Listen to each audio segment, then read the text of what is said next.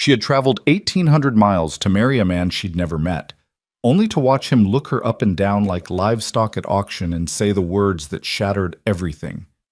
Not what I expected. Now Tessa Alden stood alone on a dusty Colorado platform, the train gone, her dreams in ashes, ready to disappear forever. But fate wasn't finished with her yet. A weathered cowboy stepped forward with two little girls hiding behind him and spoke 6 words that would change her life.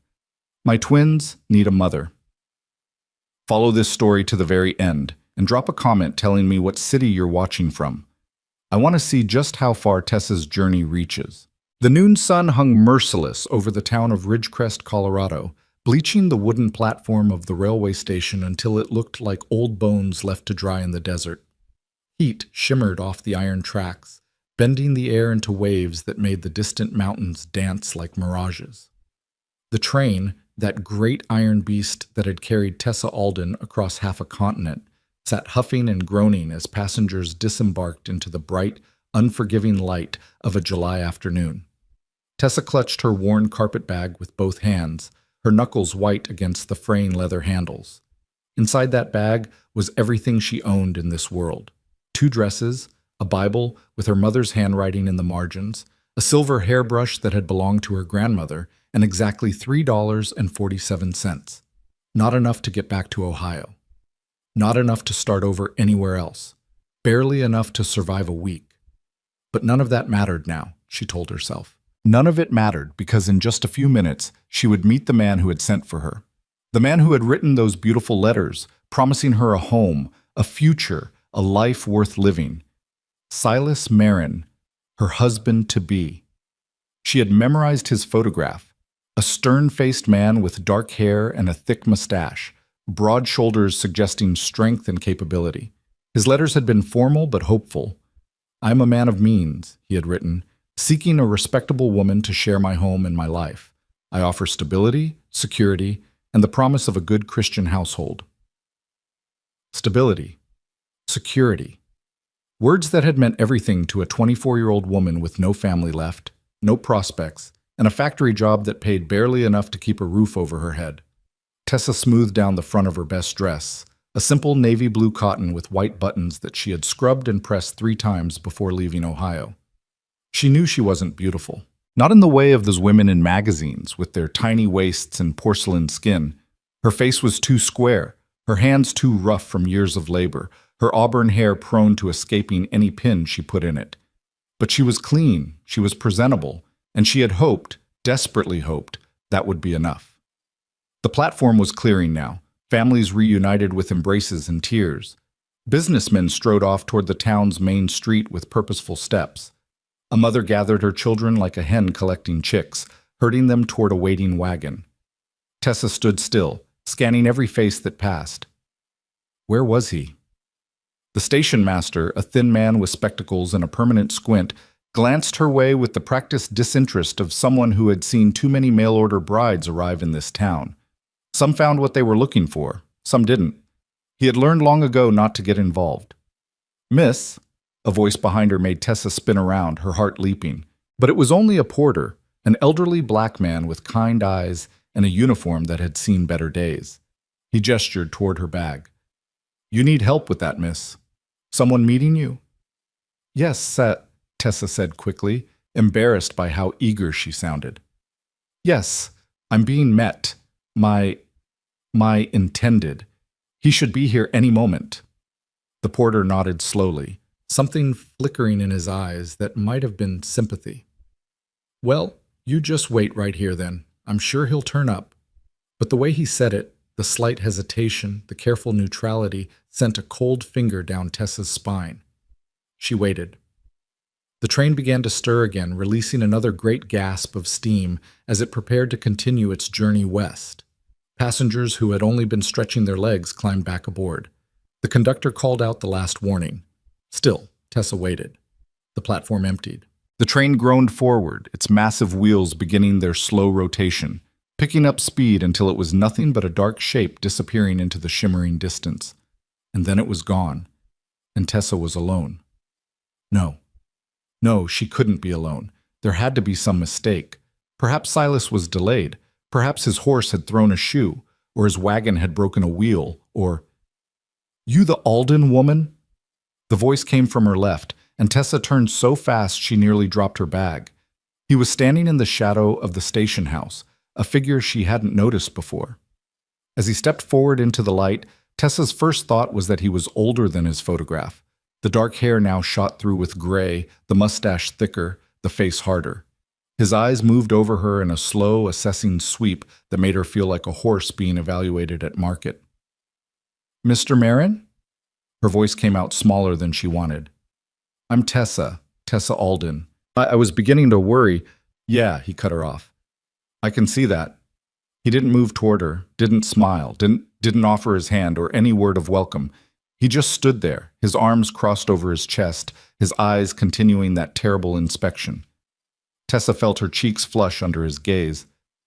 It's very nice to finally meet you in person, Mr. Marin. Your letters were... Let me get a look at you." He circled her, actually circled her like she was livestock at auction, and Tessa stood frozen, too shocked to move. Her heart hammered against her ribs.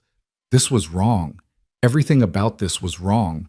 The man in the letters had been formal, yes, but courteous, respectful.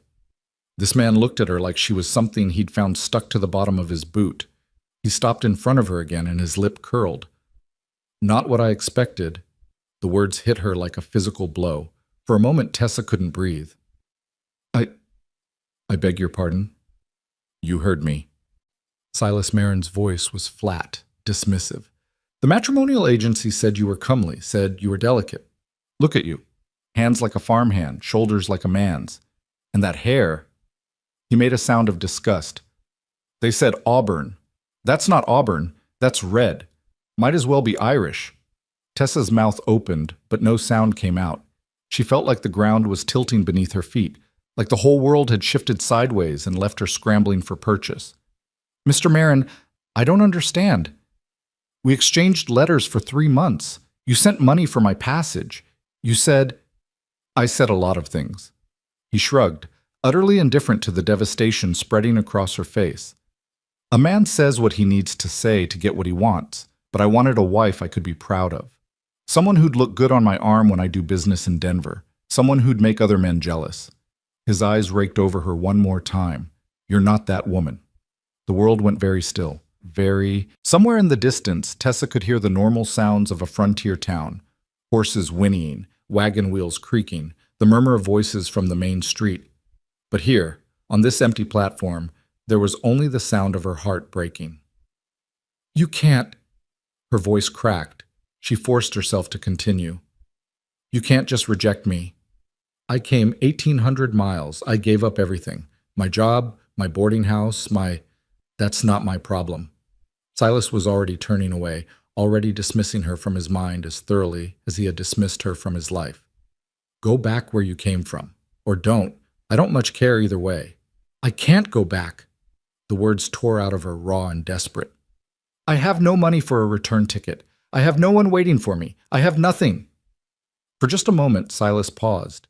He looked back at her over his shoulder, and in his eyes, Tessa saw something that made her blood run cold. Not guilt, not sympathy, amusement. "Then I suppose," he said, "you should have thought about that before you got on the train." And he walked away. Tessa watched him go, watched him stroll down the platform steps and across the dusty street toward the town, never once looking back. She watched until he disappeared around a corner, and still she stood there, rooted to the spot like a woman struck by lightning. The sun beat down on her head. Sweat trickled down her spine beneath her navy dress. She could feel the stares of people passing by, curious, pitying, perhaps even mocking. Another mail-order bride left stranded. Another foolish woman who had gambled everything on a stranger's promises and lost. Slowly, like a puppet with cut strings, Tessa sank down onto a nearby bench. She set her carpet bag at her feet and stared at nothing. What was she supposed to do now? She had no money, no connections, no skills that would earn her a living in a frontier town where she knew no one. She couldn't afford a hotel room, couldn't afford a meal, couldn't afford a single thing that might help her survive until she figured out her next step. And what next step could there possibly be? She thought about her mother, dead these 4 years now, from the consumption that had slowly stolen her away. She thought about her father, who had followed his wife into the grave 6 months later, his heart simply giving out as if it had decided life without her wasn't worth living. She thought about the cramped boarding house in Cincinnati, where she had spent the last 3 years, working 12-hour shifts at the textile factory, saving every penny she could scrape together for this chance, this one desperate chance at a different life. She had dreamed of green pastures, fresh air, a husband who would be kind to her, children, maybe, someday, a family of her own. Instead, she had this: a dusty platform, a worn carpet bag, and the ashes of every hope she had ever allowed herself to hold. For the first time since her mother's funeral, Tessa felt tears burning at the back of her eyes. She blinked them back furiously. She would not cry. Not here, not in public, not where strangers could see her humiliation and add their pity to the weight already crushing her chest. "Excuse me, miss?" The voice was soft, hesitant, so different from Silas Marin's cold dismissal that for a moment Tessa thought she had imagined it. She looked up. A young woman stood before her, perhaps 18 or 19 years old, with a round face and worried brown eyes. She wore the simple dress of a shopgirl or servant, and she twisted her hands together nervously as she spoke. "I'm sorry to bother you, miss, but are you all right? I saw what happened. With Mr. Marin, I mean. Everyone saw." She glanced around as if worried about being overheard. "I just wanted to say, you're not the first. He's done this before, sent for women and then turned them away when they didn't meet his expectations." Tessa stared at her. "What?" "3 times that I know of," the young woman continued, her voice dropping even lower. "Mary Sullivan last spring, she was too short," he said. "Before that there was a widow from Kansas City, too old, and a school teacher from somewhere back east, I don't remember where. Too plain." She paused, her eyes full of genuine sympathy.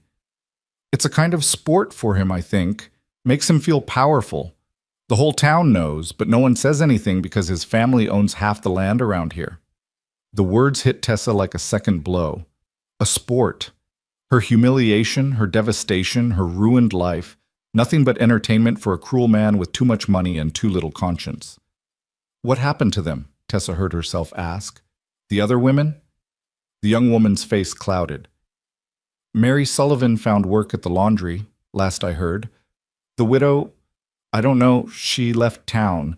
The school teacher." She hesitated. "There were rumors she went to work at one of the houses on the edge of town.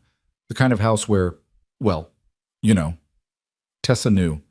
The young woman seemed to realize she had said too much. She took a step back, her expression shifting to something more guarded. "I should go.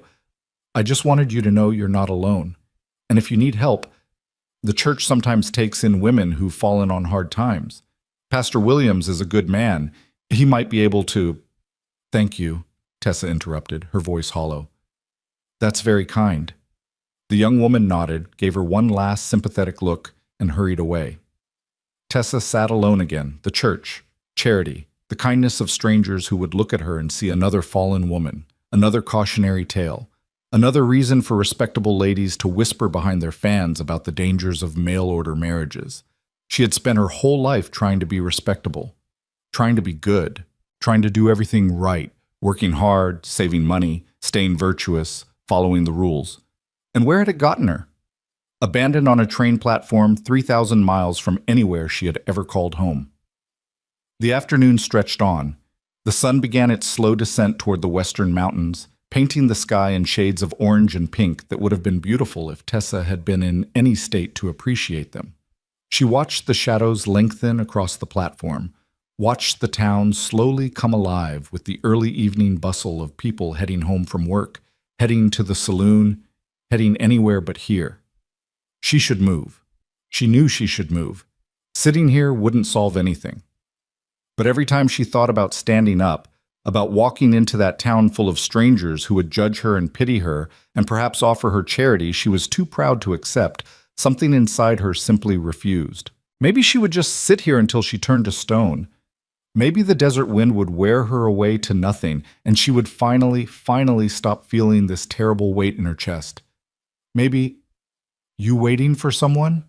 Tessa looked up, startled out of her dark thoughts.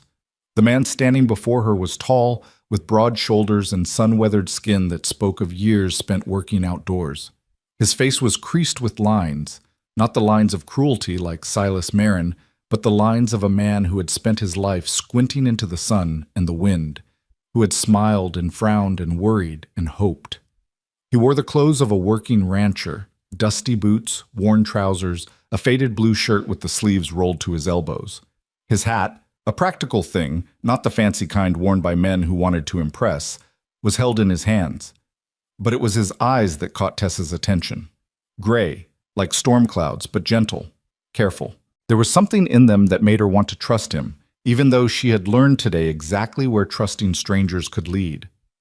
"No," she said, surprised by how steady her voice sounded. "Not anymore." The man nodded slowly, as if this answer made perfect sense. He glanced toward the town, then back at her. Something flickered across his face, uncertainty perhaps, or a decision being made. "I saw you earlier," he said, "when you got off the train. I was here picking up supplies and I saw what happened." Of course he did. Everyone saw.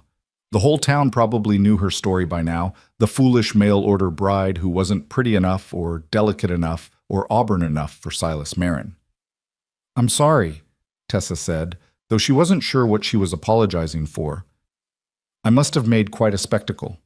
"No." The word came quick, almost sharp. "No, you didn't. He did. Silas Marin is—" The man stopped himself, pressing his lips together as if physically holding back words he wanted to say. When he spoke again, his voice was more controlled. "He's not a good man. What he did to you wasn't right." "No," Tessa agreed quietly. "It wasn't." They stood in silence for a moment, or rather, he stood and she sat, neither of them quite sure what to say next. The evening breeze had picked up, carrying with it the smell of dust and sage, and something cooking somewhere in town. The man turned his hat in his hands, a nervous gesture that seemed at odds with his solid, capable appearance. "Look, miss, I know this is going to sound strange, and I know you have no reason to trust a stranger after what just happened to you, but I find myself in a difficult situation, and I wonder if maybe you and I might be able to help each other." Tessa's guard went up immediately. She had heard stories about men who preyed on desperate women who offered help only to demand terrible prices in return. But something about this man's manner, the way he kept his distance, the way he addressed her with careful respect, the way he seemed almost more nervous than she was, made her hesitate. "What kind of situation?" she asked. The man took a deep breath. For the first time, Tessa noticed the lines of exhaustion etched around his eyes, the slump in his shoulders that suggested a bone-deep weariness. "My name is Wyatt Lorne," he said. "I have a ranch about 5 miles outside of town. Cattle, mostly, some horses. It's not much, but it's honest work." He paused, seeming to gather himself. "I also have 2 daughters, twins. They're 6 years old. Their mother died 3 years ago, and since then I've been doing my best, but my best isn't good enough anymore." Tessa felt something shift in her chest. Against her will, her defenses lowered just a fraction. "I sent for a bride myself," Wyatt continued. "Through the same agency you used, probably. A woman from Missouri agreed to come out and marry me. Not for love, I didn't expect that. Just for companionship, help, someone to be a mother to my girls." His voice cracked slightly on the last word. "She was supposed to arrive today, on this train, but she didn't come. Sent a telegram instead saying she'd changed her mind. Found a better offer, apparently. A banker in St. Louis." He laughed, but there was no humor in it. "Can't say I blame her, really. A struggling ranch and 2 wild little girls can't compete with a banker in the city. But it leaves me in a spot, miss. My daughters need someone. They need a woman's influence, a mother's care. I've tried to give them everything, but I can't be what they need. Not fully, not the way things are." Tessa listened, her mind spinning. Was this man really standing here offering her what Silas Marin had just cruelly snatched away? A home? A purpose? "Mr. Lorne, please," he said, holding up a hand. "Let me finish. I know what this sounds like. A stranger approaching you at your lowest moment, offering salvation. I know how men like that operate, and I want you to understand, I'm not one of them. I'm not asking you to marry me or to make any promises. I'm asking if you might consider coming to my ranch just for a few days until you figure out what you want to do next. I'll pay you a fair wage for any work you do. You'll have your own room, a lock on the door, and my word as a Christian man that you'll be safe under my roof." He paused, his gray eyes meeting hers with an honesty that was almost painful to witness. "I know I'm asking a lot. You have no reason to trust me, but I don't have anywhere else to turn, and something tells me maybe neither do you." Tessa felt the weight of decision pressing down on her. Every instinct screamed caution. She had trusted a stranger once today, and look where it had gotten her. What guarantee did she have that Wyatt Lorne was any different from Silas Marin?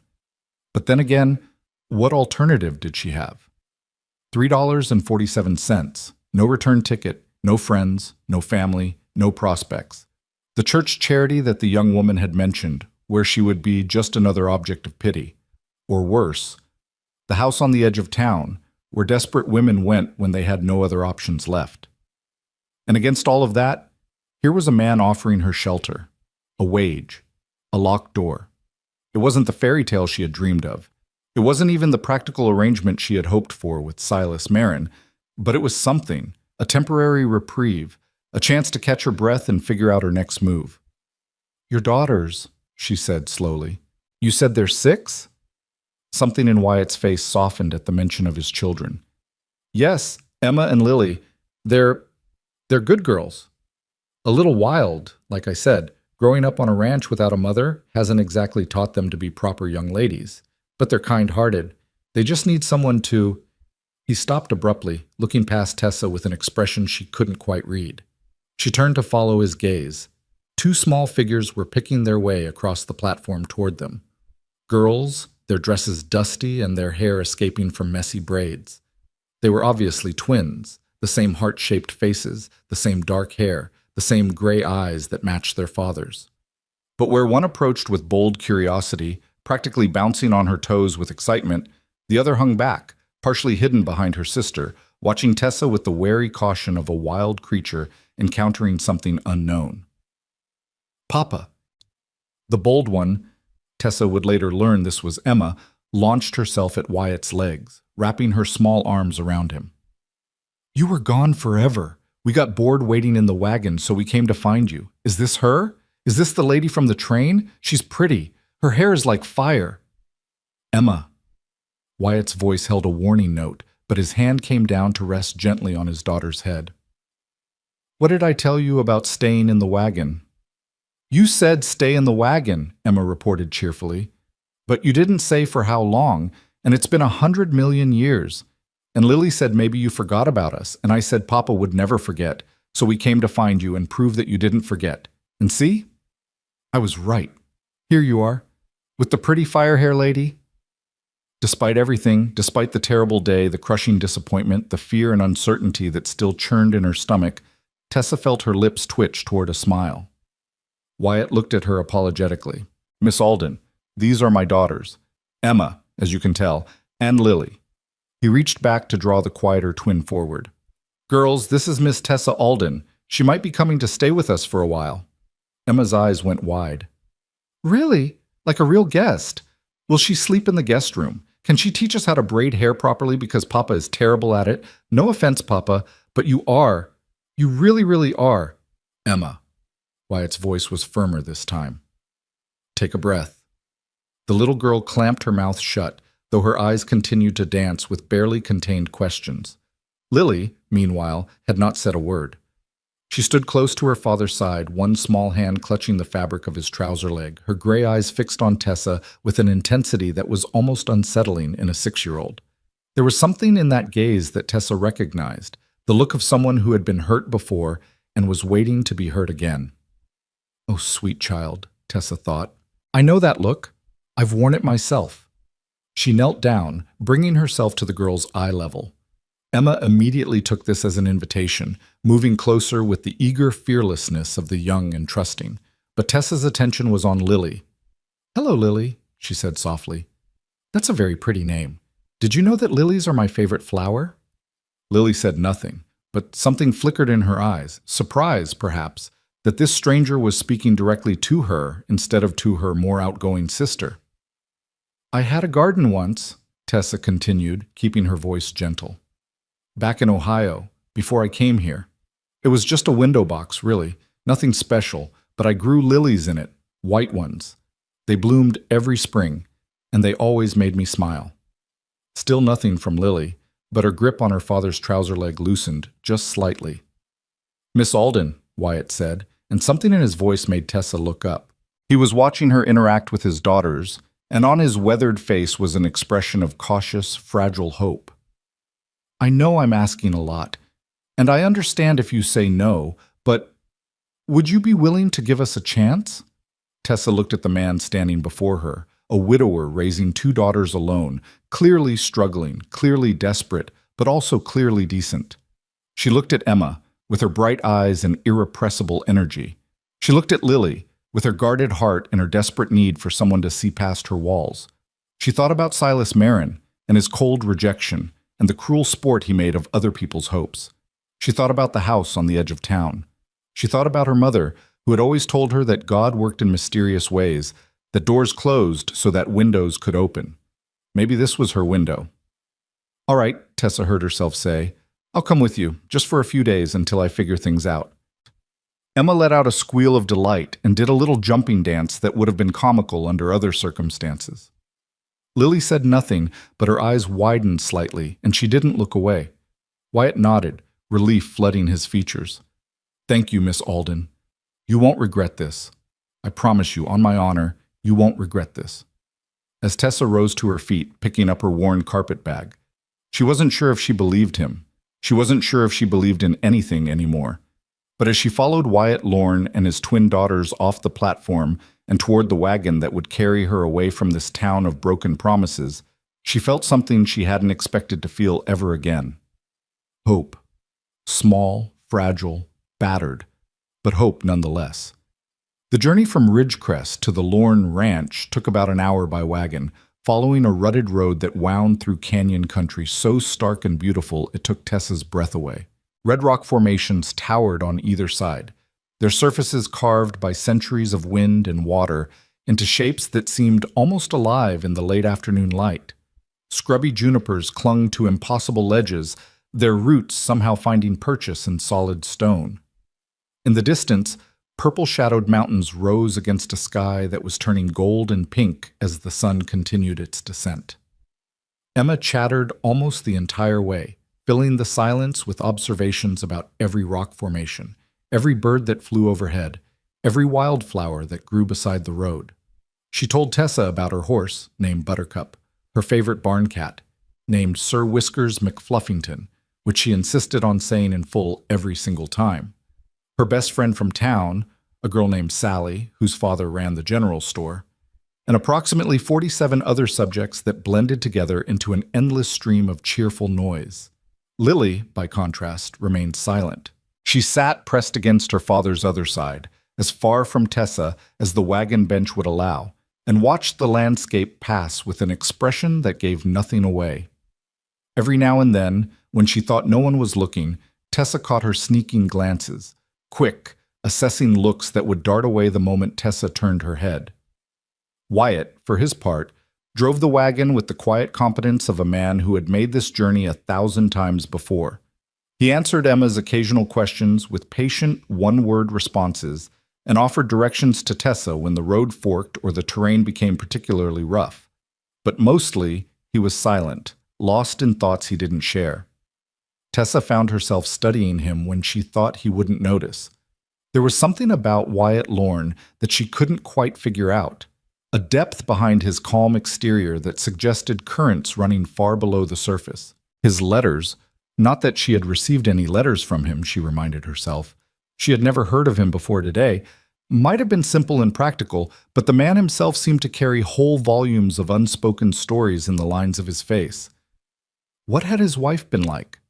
How had she died? What had the past 3 years been like for him, raising 2 young girls alone on a remote ranch? And why did looking at him make something flutter in her chest in a way that had nothing to do with fear? Stop it, Tessa told herself sternly. You're not here for romance. You're not here for anything except survival. Don't make the same mistake twice in one day." As if sensing her thoughts, Wyatt glanced her way. Their eyes met for just a moment, and something passed between them, an acknowledgement perhaps of the strange circumstances that had brought them together. Then he looked away, turning his attention back to the road, and the moment was gone. The ranch, when they finally reached it, was not what Tessa had expected. In her imagination, fueled by dime novels and frontier stories, she had pictured something grand, a sprawling homestead with whitewashed fences and a big red barn, maybe a windmill turning lazily in the breeze. The reality was considerably more modest, a small cabin of weathered wood, a barn that had seen better days, a corral where a handful of horses stood watching their arrival with pricked ears. Everything had the look of hard use and harder times, of a place where survival took precedence over beauty. But it was clean. Tessa noticed that immediately. The porch had been swept recently. The windows, though few, were clear of dirt. Someone had planted flowers along the front of the cabin. Wildflowers, by the look of them, struggling but alive. A home. Humble, yes. Struggling, certainly. But a home nonetheless. "It's not much," Wyatt said, pulling the wagon to a stop. There was something almost apologetic in his voice. "I know it doesn't compare to—" "It's perfect," Tessa interrupted, surprising herself with the word. Wyatt looked at her, clearly uncertain whether she was serious or simply being polite. Tessa met his gaze steadily. "I grew up in a one-room apartment above a butcher shop," she said. "My parents slept in the main room, and I slept in a closet that had been converted into a bedroom. This—" She gestured at the cabin, the barn, the wide-open sky. "This is more space than I've ever had in my life." Something shifted in Wyatt's expression. The wariness that had been there since they met seemed to ease, just slightly. "Well then," he said, "let me show you around." The tour didn't take long. The cabin had 4 rooms, a main area that served as kitchen and living space, 2 small bedrooms, and a storage room that Wyatt said had been intended as a nursery before. He trailed off, leaving the sentence unfinished, and Tessa didn't press. The guest room was tiny, barely bigger than her closet bedroom back in Cincinnati, but it had a real bed with a mattress and clean sheets, a small window that looked out over the mountains, and as promised, a lock on the door. "This lock is new," Tessa observed, running her fingers over the shiny brass. "Installed it this morning," Wyatt admitted. "After I got the telegram that my intended wasn't coming, I figured—" He paused, seemingly embarrassed. "I figured if I could find someone else to help with the girls, she ought to have a way to feel safe. Know that her privacy would be respected." Tessa looked at him, really looked at him, and felt something warm bloom in her chest. "Thank you, Mr. Lorne. That was very thoughtful." "Just Wyatt, please." He shifted his weight, clearly uncomfortable with praise. "Mr. Lorne was my father." "Then you must call me Tessa." A smile ghosted across his face, the first real smile she had seen from him. It transformed his features, softening the hard lines and lighting up those gray eyes. "Tessa," he repeated, as if testing the way it felt on his tongue. "All right then, Tessa." From outside came a shriek of childish laughter. Emma, by the sound of it, probably chasing Sir Whiskers McFluffington around the barn. Wyatt winced. "I should go make sure she hasn't gotten herself into trouble. Will you be all right for a few minutes? Supper won't be anything fancy. I'm not much of a cook, I'm afraid. But there's salt pork and beans, and I made bread this morning that isn't completely terrible." "I can cook," Tessa said automatically. "I mean, if you'd like, if you'd find that helpful. I'm not a chef by any means, but I can make a decent meal out of most anything." Wyatt's eyes widened slightly. "You'd do that? After the day you've had?"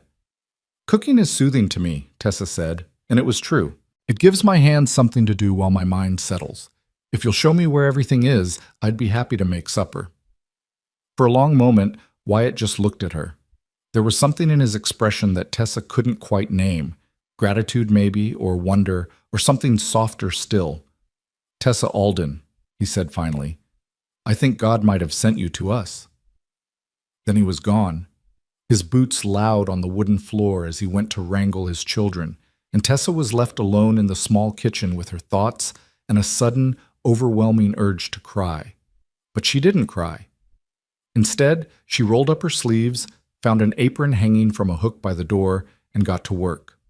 Supper that night was simple. The salt pork and beans Wyatt had mentioned, dressed up with some onions and molasses Tessa found in the pantry, along with the bread, which was, as promised, not completely terrible, and some preserved peaches for dessert. It wasn't fancy, but it was warm and filling, and the way Wyatt's eyes lit up when he took his first bite told Tessa everything she needed to know. The twins sat across from her at the rough wooden table, Emma attacking her food with the enthusiasm of a much larger person, and Lily picking at hers with the careful delicacy of a bird. Tessa made no comment on either approach, simply eating her own meal and letting the silence stretch comfortably. After about 10 minutes, Emma put down her fork and fixed Tessa with a penetrating stare. "Miss Tessa," she said, in the tone of a prosecutor about to cross-examine a witness, "are you going to be our new mother?" Tessa nearly choked on her beans. "Emma!" Wyatt's voice was sharp with embarrassment. "That's not an appropriate question." "Why not? Sally's mother died and her father married a new lady, and now Sally has a new mother, and she says it's really nice because her new mother knows how to do hair and makes really good cookies." "I want a mother who can do hair. No offense, Papa." "Emma, that's enough." But the little girl was not to be deterred. "Papa brought you home, didn't he? And you're sleeping in our house, and you made us supper. That's what mothers do. So are you going to be our mother or not?" Tessa looked at Wyatt, hoping for rescue, but he seemed as much at a loss as she was. His face had gone red beneath his tan, and he was staring at his plate as if hoping it might offer answers. "I'm just staying for a few days," Tessa said carefully, turning back to Emma, "to help out while I figure out my next steps. I'm not anyone's mother." "But you could be," Emma pressed, "if you wanted to. You're nice, and you made good supper, and Lily likes you." This last statement was delivered with absolute confidence, despite the fact that Lily had not said a single word to Tessa since they'd met. Tessa glanced at the quieter twin, who was studying her plate with intense concentration, her cheeks pink. "Does she?" Tessa asked softly. "She does," Emma said, as if this were established fact. "She told me. When you were talking about the lilies, she said she wished someone had named a flower after her." Lily's head snapped up, her eyes wide with betrayal. "I did not." "You did so. You said—" "I didn't say anything. You're a liar, Emma Lorne." "I am not. You're the liar. You said—" "Girls!" Wyatt's voice cut through the escalating argument with the force of a thunderclap. Both twins fell silent immediately, though they continued to glare at each other with the intensity only siblings can muster. "That's enough. We have a guest. You will both be polite, or you will both go to bed without dessert." This threat, apparently a dire one, given the preserved peaches waiting on the counter, was enough to subdue even Emma. She picked up her fork again and returned to her meal, though not without one last mutinous look at her sister. Lily, for her part, had gone very still. Her eyes were fixed on her plate again, but Tessa could see the glisten of tears threatening at their corners. She's embarrassed, Tessa realized. Emma exposed something she didn't want anyone to know, and now she's humiliated. Without thinking, Tessa reached into her pocket and pulled out a handkerchief.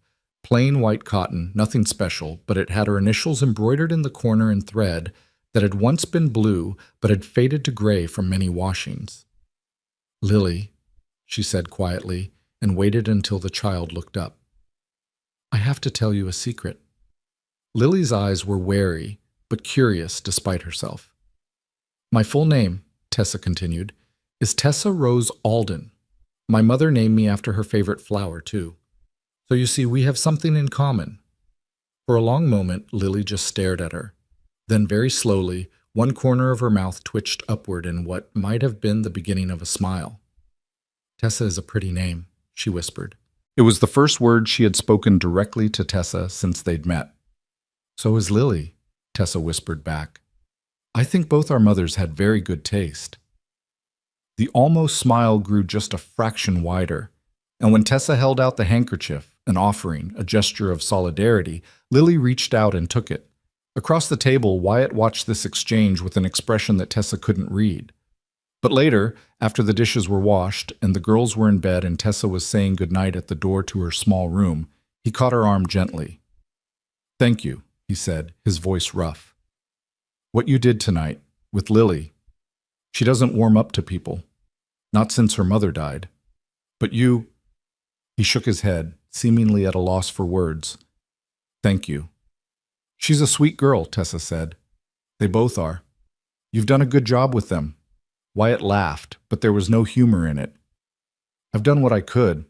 It hasn't always been enough. Enough is often more than we give ourselves credit for." They stood in silence for a moment, the weight of the day pressing down on them both. Finally, Wyatt stepped back. "Get some rest," he said. "Tomorrow I'll show you around the ranch properly. And Tessa—" He paused, seeming to struggle with something. "Whatever you decide to do, however long you stay, I'm glad you're here. We all are." He walked away before she could respond, disappearing into his own room at the end of the hall. Tessa stood in her doorway for a long moment, listening to the sounds of the night settling around the cabin, the creak of wood, the whisper of wind, the distant call of some nocturnal creature she couldn't identify. Then she went inside, locked her door, and allowed herself to hope, just a little, that maybe, just maybe, she had found something worth holding on to. That night, for the first time in months, Tessa dreamed of flowers. The next 3 days passed in a blur of activity and unexpected moments of grace. Tessa threw herself into the work of the ranch with a determination that surprised even her. She cooked meals, mended clothes, cleaned every surface in the small cabin until it gleamed. She learned the names of all the horses, not just Buttercup, and the barn cats, not just Sir Whiskers McFluffington. She listened to Emma's endless chatter and sat quietly with Lily, who seemed to do better with companionable silence than forced conversation.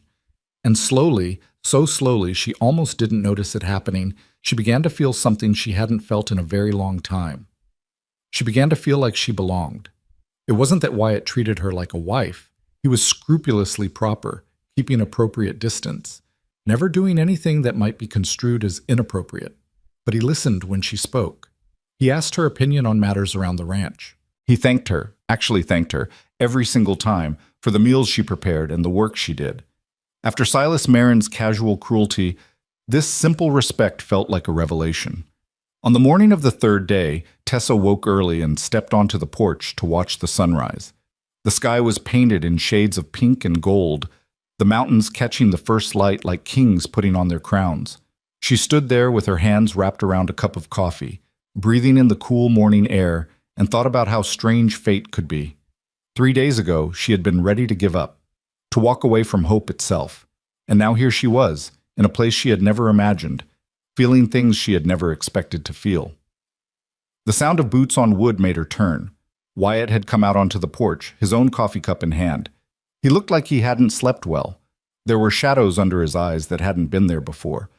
But he smiled when he saw her. "Beautiful morning," he said. "It is," Tessa agreed. "I don't think I'll ever get tired of these sunrises." "You shouldn't." Wyatt came to stand beside her, leaning against the porch railing. "It's one of the best things about this place. Sometimes, when everything else is going wrong, when the cattle are sick and the crops won't grow and the bank is threatening to foreclose, I come out here and watch the sun come up, and I remember that there's still beauty in the world. Still hope." Tessa looked at him, at the lines of worry on his face, the weight of responsibility he carried, and felt her heart ache for him. "Are things really that bad?" she asked softly. "With the ranch?" Wyatt was quiet for a long moment. When he spoke, his voice was heavy with the kind of exhaustion that went deeper than physical tiredness. "We've had 3 bad years in a row," he said. "Drought, disease. Last winter we lost half the herd to a storm that came in faster than anyone expected. I've been trying to rebuild, but—" He shook his head. "The truth is, I'm barely holding on. If this year doesn't turn around, I don't know how much longer we can last." Tessa absorbed this information in silence. She thought about the worn places in the cabin she had noticed. The floorboard that creaked, the window that didn't quite close properly, the roof that she suspected might leak when the rains came. She thought about the meals she had prepared, carefully stretching limited supplies to make them last. "Is that why you sent for a bride?" she asked. "Not just for the girls, but for the ranch?" Wyatt flinched as if she had struck him. I won't lie to you, he said after a moment. The thought crossed my mind. 2 adults working a ranch have a better chance than one. And a wife. He trailed off, then shook his head. But no, that's not why I sent for someone. I sent for someone because I look at my daughters and I see how much they need a mother's love.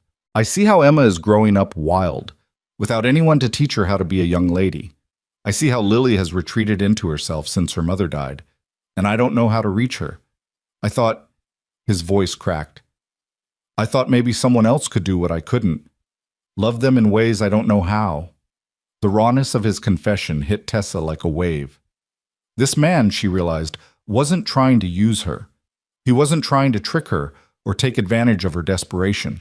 He was simply a father at the end of his rope, trying to do right by his children. You love them, Tessa said. It wasn't a question. More than my own life. The words came out fierce, almost defiant.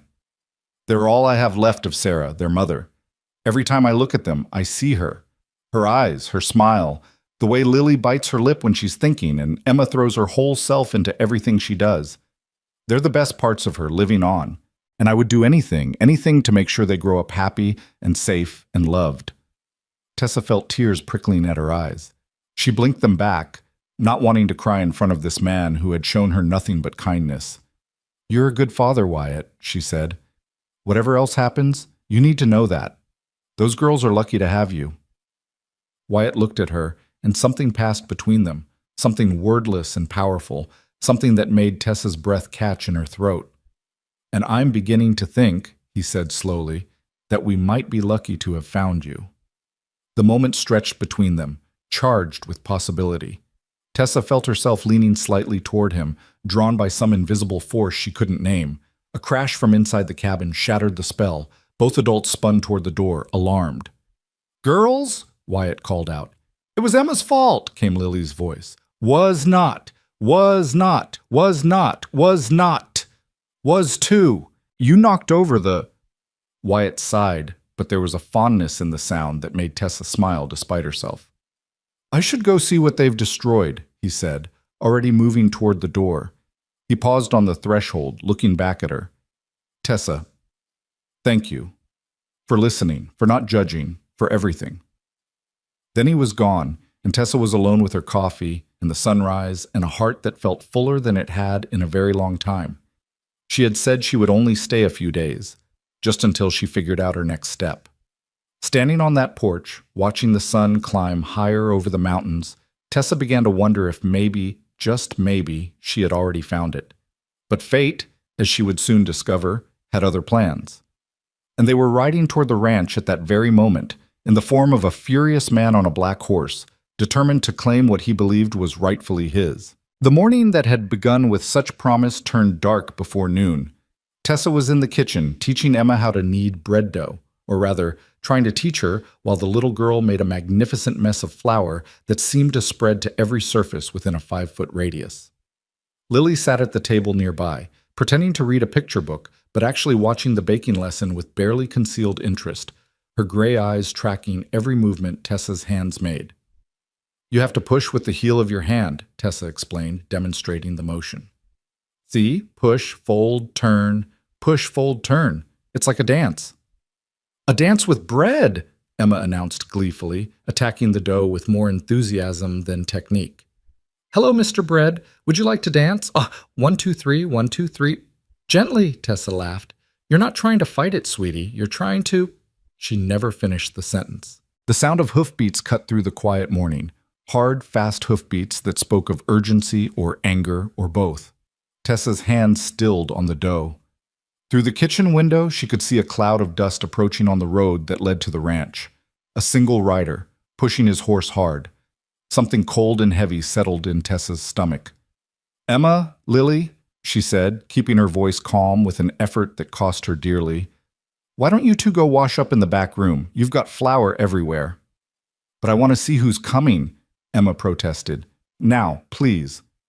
Something in Tessa's tone must have communicated itself to the children because, for once, Emma didn't argue. She grabbed her sister's hand and pulled her toward the back of the cabin, casting curious glances over her shoulder. Tessa wiped her hands on her apron and moved to the window, her heart pounding against her ribs like a trapped bird. The rider was closer now, close enough that she could make out details. A black horse, lathered with sweat.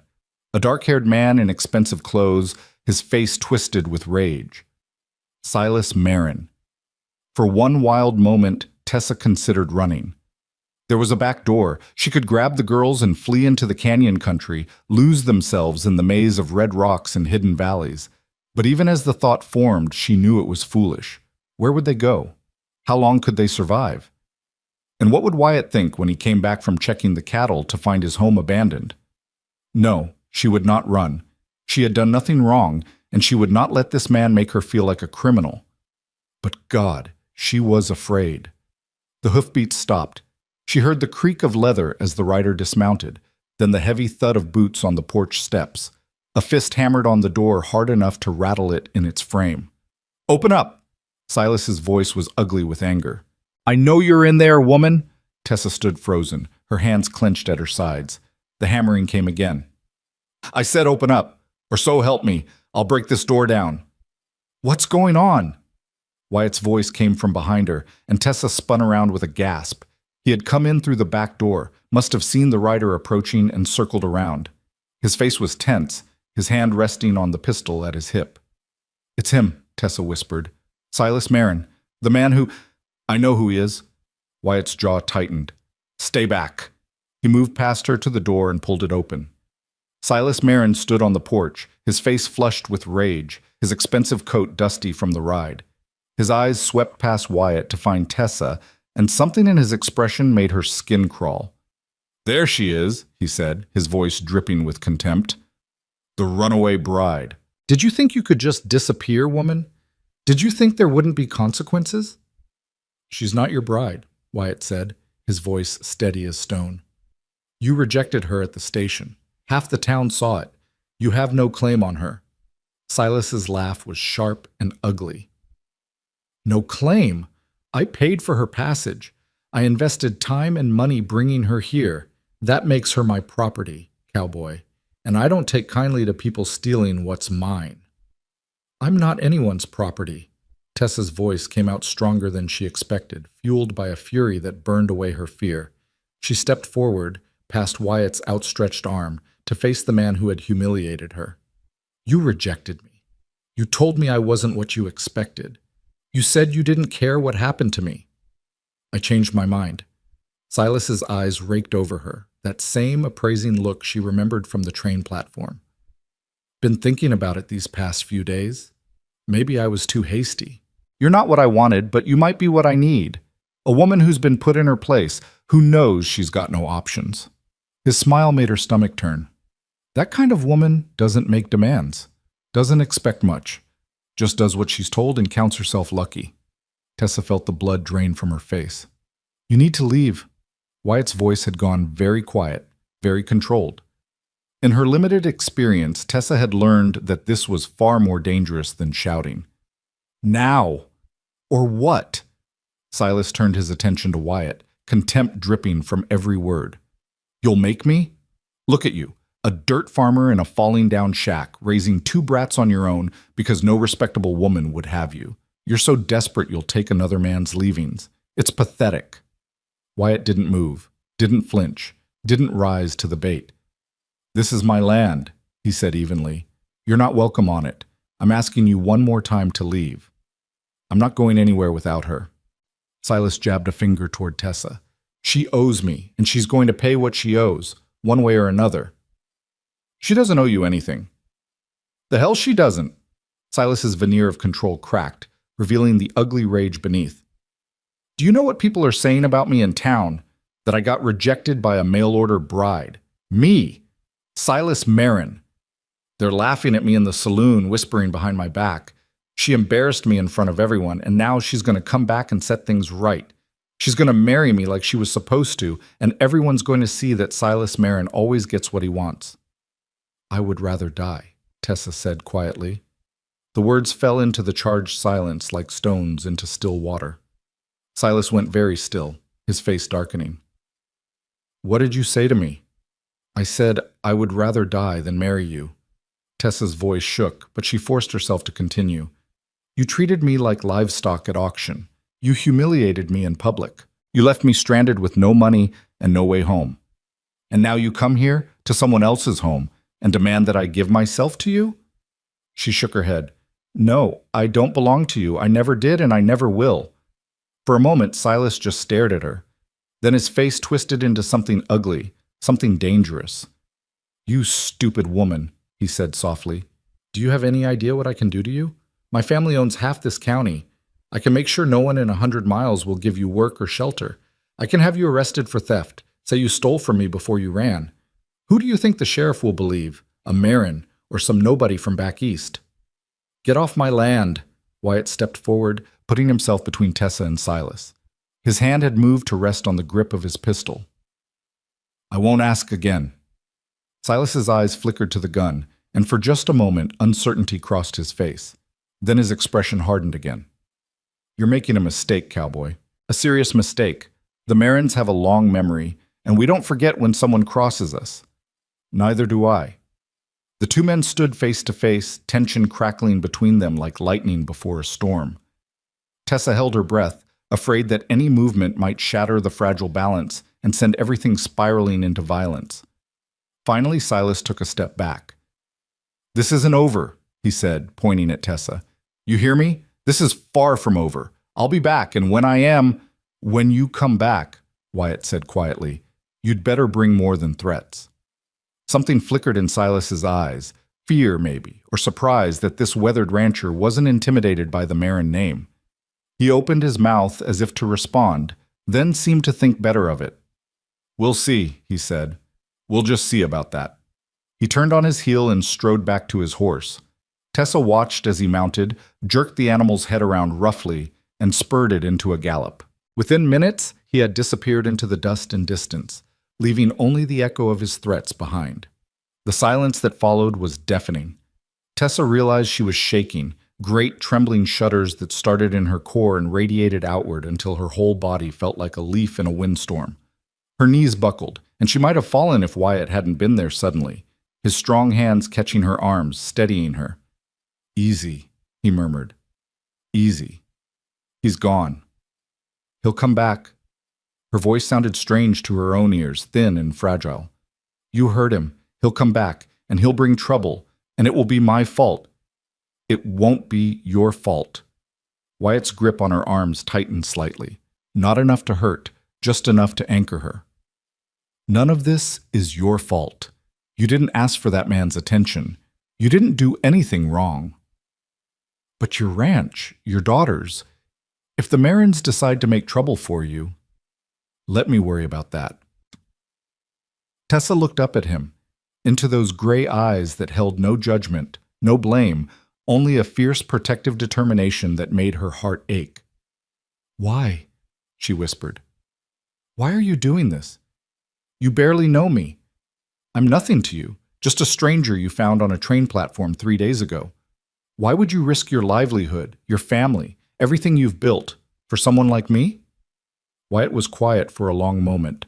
When he spoke, his voice was rough with emotion. "Because someone should have done this for my Sarah." The name hung in the air between them, weighted with grief and memory. "Her family didn't approve of me," Wyatt continued, the words coming slowly, as if each one cost him something. "I was just a cowhand then, working on her father's ranch. Had nothing but the clothes on my back and a dream of someday owning my own spread. She was the boss's daughter, smart, beautiful, could have had anyone she wanted. But she chose me." He released Tessa's arms and turned away, staring out at the mountains in the distance. When her father found out, he threw her out, told her she was no daughter of his anymore. Said if she went with me, she'd be dead to him. His voice cracked. "She came with me anyway, left everything behind, her family, her home, her inheritance, because she believed in what we could build together." Tessa listened, her own trembling forgotten. "We had 5 good years," Wyatt said softly. 5 years of hard work and harder times, but we were happy. Built this ranch from nothing, had the twins. Sarah used to say that as long as we had each other, we had everything. He paused, and when he spoke again, his voice was barely audible. "She died 3 winters ago. Fever took her. One week she was laughing and playing with the girls, and the next, he didn't finish the sentence. He didn't have to. When she was dying, he continued, she made me promise two things. Take care of our daughters, and never let anyone make me feel like I wasn't worthy, like our love wasn't worthy, just because I didn't have money or name or power. He turned back to face Tessa, and she saw that his eyes were bright with unshed tears. Silas Marin looks at you and sees someone beneath him, someone he can use and discard and reclaim whenever it suits him. That's how Sarah's father looked at me, and I swore on her grave that I would never stand by while someone did that to another human being, not if I had the power to stop it. Tessa felt tears sliding down her own cheeks. She hadn't even realized she was crying. I'm sorry, she whispered. About Sarah. She sounds like she was an extraordinary woman. She was. A ghost of a smile crossed Wyatt's face. She really was. And I think she would have liked you. Before Tessa could respond, a small voice came from behind them. Papa. They both turned. Lily stood in the doorway to the back room, her face pale, her gray eyes enormous. Behind her, Emma hovered, for once silent, her usual exuberance subdued by something she didn't quite understand. Is the bad man gone? Lily asked. Wyatt crossed to his daughter and knelt down, pulling her into his arms. He's gone, sweetheart. Everything's all right. He was yelling. Lily's voice was muffled against his shoulder.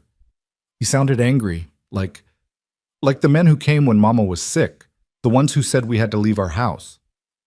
Tessa saw Wyatt flinch, saw the shadow of old pain cross his face. What other hardships had this family endured that she didn't know about? That was different, Wyatt said gently. And we're not leaving our house. No one is going to make us leave, I promise. But what if he comes back? This from Emma, who had crept forward to stand beside her sister. What if he brings more bad men? Then I'll deal with them. Wyatt's voice was firm, certain. No one is going to hurt you or your sister, not while I'm alive. Tessa watched him with his daughters, saw the fierce love in his eyes, the protective set of his shoulders, the way his large hands cradled their small bodies as if they were the most precious things in the world, which, to him, they were. And she made a decision. Wyatt. He looked up at her, and something in her expression made him straighten. I think, Tessa said slowly, that I need to leave. The words hit him like a physical blow. She saw it in the way his face went blank, the way his arms tightened around his daughters. Tessa, listen to me. She held up a hand to forestall his protest. Silas Marin is a dangerous man. He's vindictive and powerful, and he's not going to let this go. As long as I'm here, I'm putting you and your family at risk. If I leave, go somewhere far away where he can't find me, maybe he'll forget about you, maybe he'll decide it's not worth the trouble. And maybe he won't. Wyatt released his daughters and rose to his feet, his expression hardening. Maybe he'll come after you wherever you go. Maybe he'll make good on his threats, whether you're here or not, just to prove a point. Have you thought about that? Of course I have. Tessa's voice caught, but she forced herself to continue.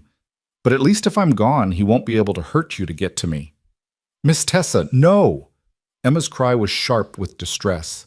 She broke away from her father and ran to Tessa, grabbing her skirt with both hands. You can't leave. You just got here. You were going to teach me how to make bread properly and help Lily with her reading and… Emma, sweetie? No. The little girl's face crumpled. Everyone leaves. First Mama left, and then the lady from Missouri didn't come, and now you're leaving too. It's not fair. She buried her face in Tessa's skirt and sobbed. Tessa looked down at the small shaking body, then up at Wyatt, her heart breaking. You see, she whispered, this is why I have to go. The longer I stay, the harder it will be, for all of us. Then don't go. The voice was quiet, barely audible over Emma's sobs. Tessa turned. Lily stood where her father had left her, her small hands clasped in front of her, her face pale but determined.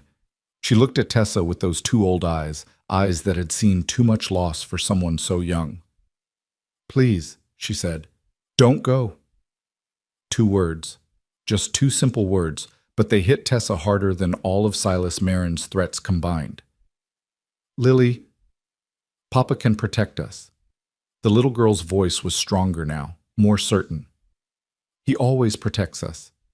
And you, she hesitated as if gathering courage. You make things better. When you're here, Emma doesn't talk as much, and Papa smiles more, and I don't feel as scared. Tessa felt tears sliding down her cheeks again. She didn't bother to wipe them away. Sweetheart, I don't want to go. But sometimes people leave when they shouldn't, Lily interrupted. Like Mama. She didn't want to leave either. She told me. The night before she went to heaven, she held my hand and told me she didn't want to go, but she didn't have a choice. The little girl took a deep breath. You have a choice, she said. So please, choose to stay. The cabin fell silent. Emma's sobs had subsided to hiccups. Wyatt stood motionless, watching Tessa with an expression she couldn't read. And Lily, quiet, guarded, wounded Lily, stood before her with her heart in her eyes, offering trust she had clearly been afraid to give. Tessa thought about her mother, who had told her once that courage wasn't the absence of fear, but the decision that something else was more important than fear. She thought about the woman at the station who had told her about the other brides Silas had rejected, the ones who had ended up in laundries, or worse. She thought about Sarah Lorne, who had left everything behind for love and never regretted it. And she thought about herself, Tessa Rose Alden, who had come west looking for a new life and had found it in the most unexpected of places. All right, she said softly. I'll stay. Emma let out a shriek of joy and hugged her legs so hard Tessa nearly toppled over. Lily's face broke into the first real smile Tessa had seen from her, a beautiful smile that transformed her solemn features and made her look, for just a moment, like the carefree child she should have been. And Wyatt simply nodded, but in his eyes, Tessa saw something that made her heart skip a beat. Relief, yes. Gratitude, certainly. But something else, too. Something that looked almost like hope. Thank you, he said quietly. We'll face whatever comes. Together. Together. It was a word that carried weight. Promise. Possibility. Tessa wiped her eyes and bent down to embrace both twins at once, pulling them close and breathing in the clean child smell of them, soap and sunshine and innocence. Together, she agreed. But even as she spoke, even as she made her choice and committed herself to this family and this place, a small voice in the back of her mind whispered a warning.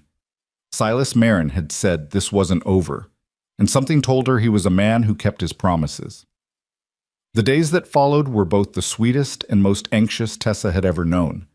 Wyatt sent a message to town with one of his ranch hands, a young man named Tom who came by twice a week to help with the heavier work, asking the sheriff to be aware of Silas Marin's threats.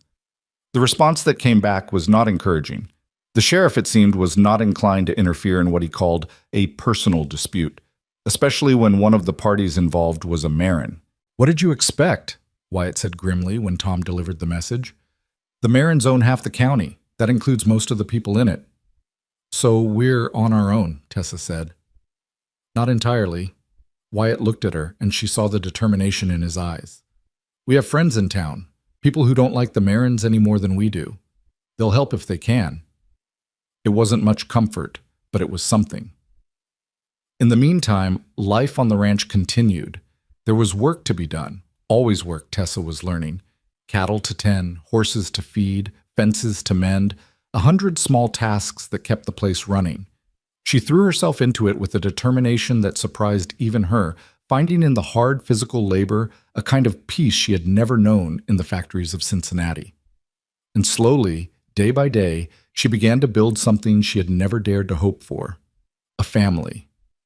It happened in small moments. Morning coffee on the porch with Wyatt, watching the sun paint the mountains gold, afternoon lessons with the twins, teaching Emma to read and Lily to write her letters, marveling at how quickly both girls learned.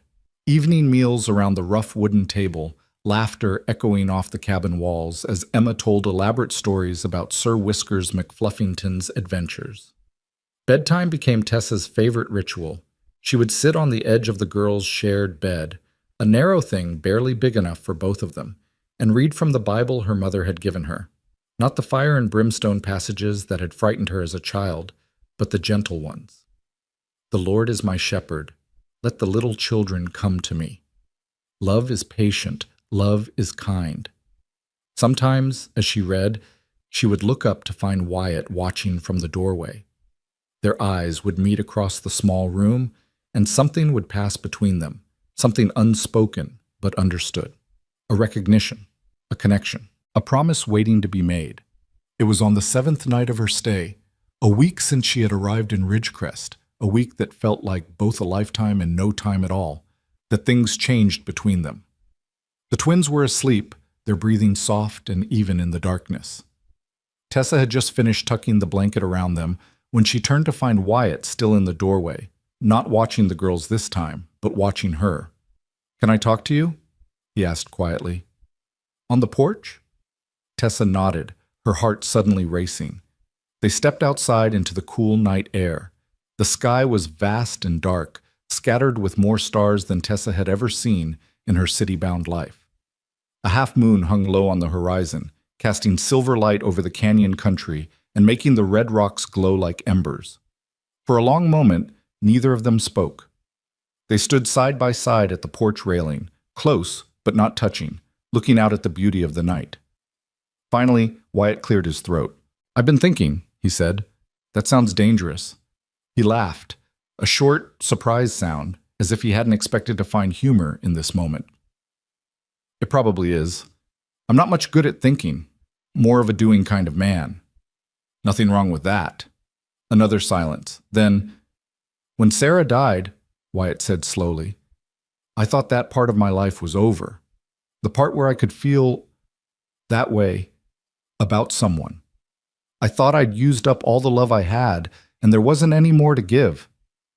Tessa's breath caught in her throat. "I was wrong." He turned to face her, and in the moonlight, his gray eyes were almost silver. "This past week, watching you with my girls, watching you make this house into a home again, I've started to feel things I thought I'd never feel again. Things I'm not sure I have the right to feel." "Wyatt, let me finish." He held up a hand and she fell silent. "I know I'm not what you came out here looking for. I'm not rich like Silas Marin. I can't give you a big house or fine clothes or any of the things a woman like you deserves. All I have is this ranch, this struggling, barely holding on ranch, and 2 daughters who need more than I can give them." He took a deep breath. "But I also have this." He pressed a hand to his chest, over his heart. "And if you'll have it, if you'll have me, I swear I'll spend the rest of my life trying to make you happy." The words hung in the air between them, fragile as spun glass. Tessa felt tears pricking at her eyes. She opened her mouth to respond, but before she could speak, Wyatt continued. "I'm not asking you to answer now. I know this is fast, too fast probably. You've been here a week, and we barely know each other, and you've got every reason not to trust any man who asks anything of you. He ran a hand through his hair, a gesture of frustration. "I needed you to know how I feel. Whatever you decide, wherever this goes, I needed you to know that you're not just hired help to me. You're not just the woman who takes care of my daughters. You're Wyatt." He stopped, looking at her with something like fear in his eyes. Tessa stepped closer to him, close enough to see the pulse jumping in his throat, close enough to smell the clean scent of him, leather and sage and honest sweat. "When I got on that train in Ohio," she said softly, "I was looking for safety, security, a practical arrangement that would keep a roof over my head and food in my stomach. That's all I thought I could hope for." She reached up and laid her hand against his cheek, feeling the rough stubble beneath her palm. "I never expected this. I never expected you." Wyatt's breath caught. "I don't have an answer for you," Tessa continued. "Not yet. There's still so much I don't know. About you, about this place, about what kind of future we could build together. And there's Silas Marin to worry about, and your ranch, and 100 other things that could go wrong." She felt him tense, felt him start to pull away, and tightened her grip. "But I do know this," she said. "When I'm with you, I feel something I've never felt before. Safe, seen, like I matter. Not for what I can do or what I look like, but for who I am." She rose up on her toes and pressed a gentle kiss to his cheek. "Give me time," she whispered. Let me learn who you are. Let me be sure. And if, after everything, we both still feel this way, then, his voice was rough, then we'll face every sunrise together. For a long moment, Wyatt simply looked at her. Then slowly a smile spread across his face, a real smile, warm and bright, that made his gray eyes shine like stars. I can wait, he said. For you, Tessa Alden, I can wait forever. He took her hand and pressed it to his lips, a gesture so tender and old-fashioned that it made her heart ache. Now, he said, you should get some sleep. Tomorrow's going to be a long day. Why? What's tomorrow? Market day in town. I need to sell some cattle, and I thought you and the girls might like to come. See Ridgecrest properly, meet some of the neighbors. Tessa hesitated. Is that safe? With Silas Marin doesn't own the whole town, Wyatt said firmly, and I won't let him make us prisoners on our own land. Besides, he smiled again, but this time there was a hint of steel in it. Maybe it's time the good people of Ridgecrest saw what kind of woman I've got living under my roof. Let them see for themselves that Silas Marin's judgment isn't worth a damn. Despite everything, Tessa found herself smiling back. All right, she said. Market day it is. That night, lying in her small room with the moonlight streaming through the window, Tessa thought about everything that had happened since she'd stepped off that train a week ago. The humiliation, the despair, the unexpected kindness of a stranger, the growing love of two little girls. And now, this. Whatever this was. She pressed her hand to her lips, remembering the feel of Wyatt's stubbled cheek, the warmth in his eyes, the promise in his voice. Was this real? Could it possibly be real? She didn't know. But for the first time in longer than she could remember, she wanted to find out. Sleep came slowly, but when it did, her dreams were full of sunrises. Market day dawned bright and clear, the kind of perfect Colorado morning that made even the hardest heart lift a little. Tessa dressed carefully in her second-best dress. The navy blue was still her finest, but it seemed too formal for a day at the market, and helped the twins into their Sunday clothes, brushing their hair until it shone and tying it back with ribbons she had found in a trunk of Sarah's things. She had hesitated before opening that trunk. It felt like an intrusion, touching the belongings of a woman she had never known, but Wyatt had insisted. Sarah would have wanted her things used, he said simply. She wasn't the kind of woman who believed in letting good things go to waste. So Tessa had opened the trunk and found inside a treasure trove of small, precious things, ribbons and buttons, a lace collar, yellowed with age but still beautiful, a small carved wooden box that contained a lock of dark hair, the twins' baby hair, Tessa realized with a pang, and at the very bottom, a wedding dress of simple white cotton, carefully folded and wrapped in tissue paper. She had closed the trunk quickly after that. Some things were too sacred to touch. But the ribbons she kept. The ride into town was festive, with Emma chattering happily about all the things she wanted to see, and Lily sitting quietly beside Tessa, occasionally pointing out landmarks along the way. The rock that looked like a sleeping bear, the tree where she had once spotted an eagle's nest, the creek where Papa sometimes took them fishing. Tessa listened and nodded and tried to quiet the nervous flutter in her stomach. Market day. In public. Where Silas Marin or any of his people might see them. But Wyatt seemed unconcerned, and Tessa drew courage from his calm. Ridgecrest on market day was a different place from the dusty, half-empty town Tessa had seen on the day of her arrival. The main street was lined with wagons and stalls, selling everything from fresh vegetables to hand-sewn quilts to farm tools. People milled about, calling greetings to each other, haggling over prices, catching up on gossip. As Wyatt pulled the wagon to a stop near the general store, Tessa felt dozens of eyes turn toward them.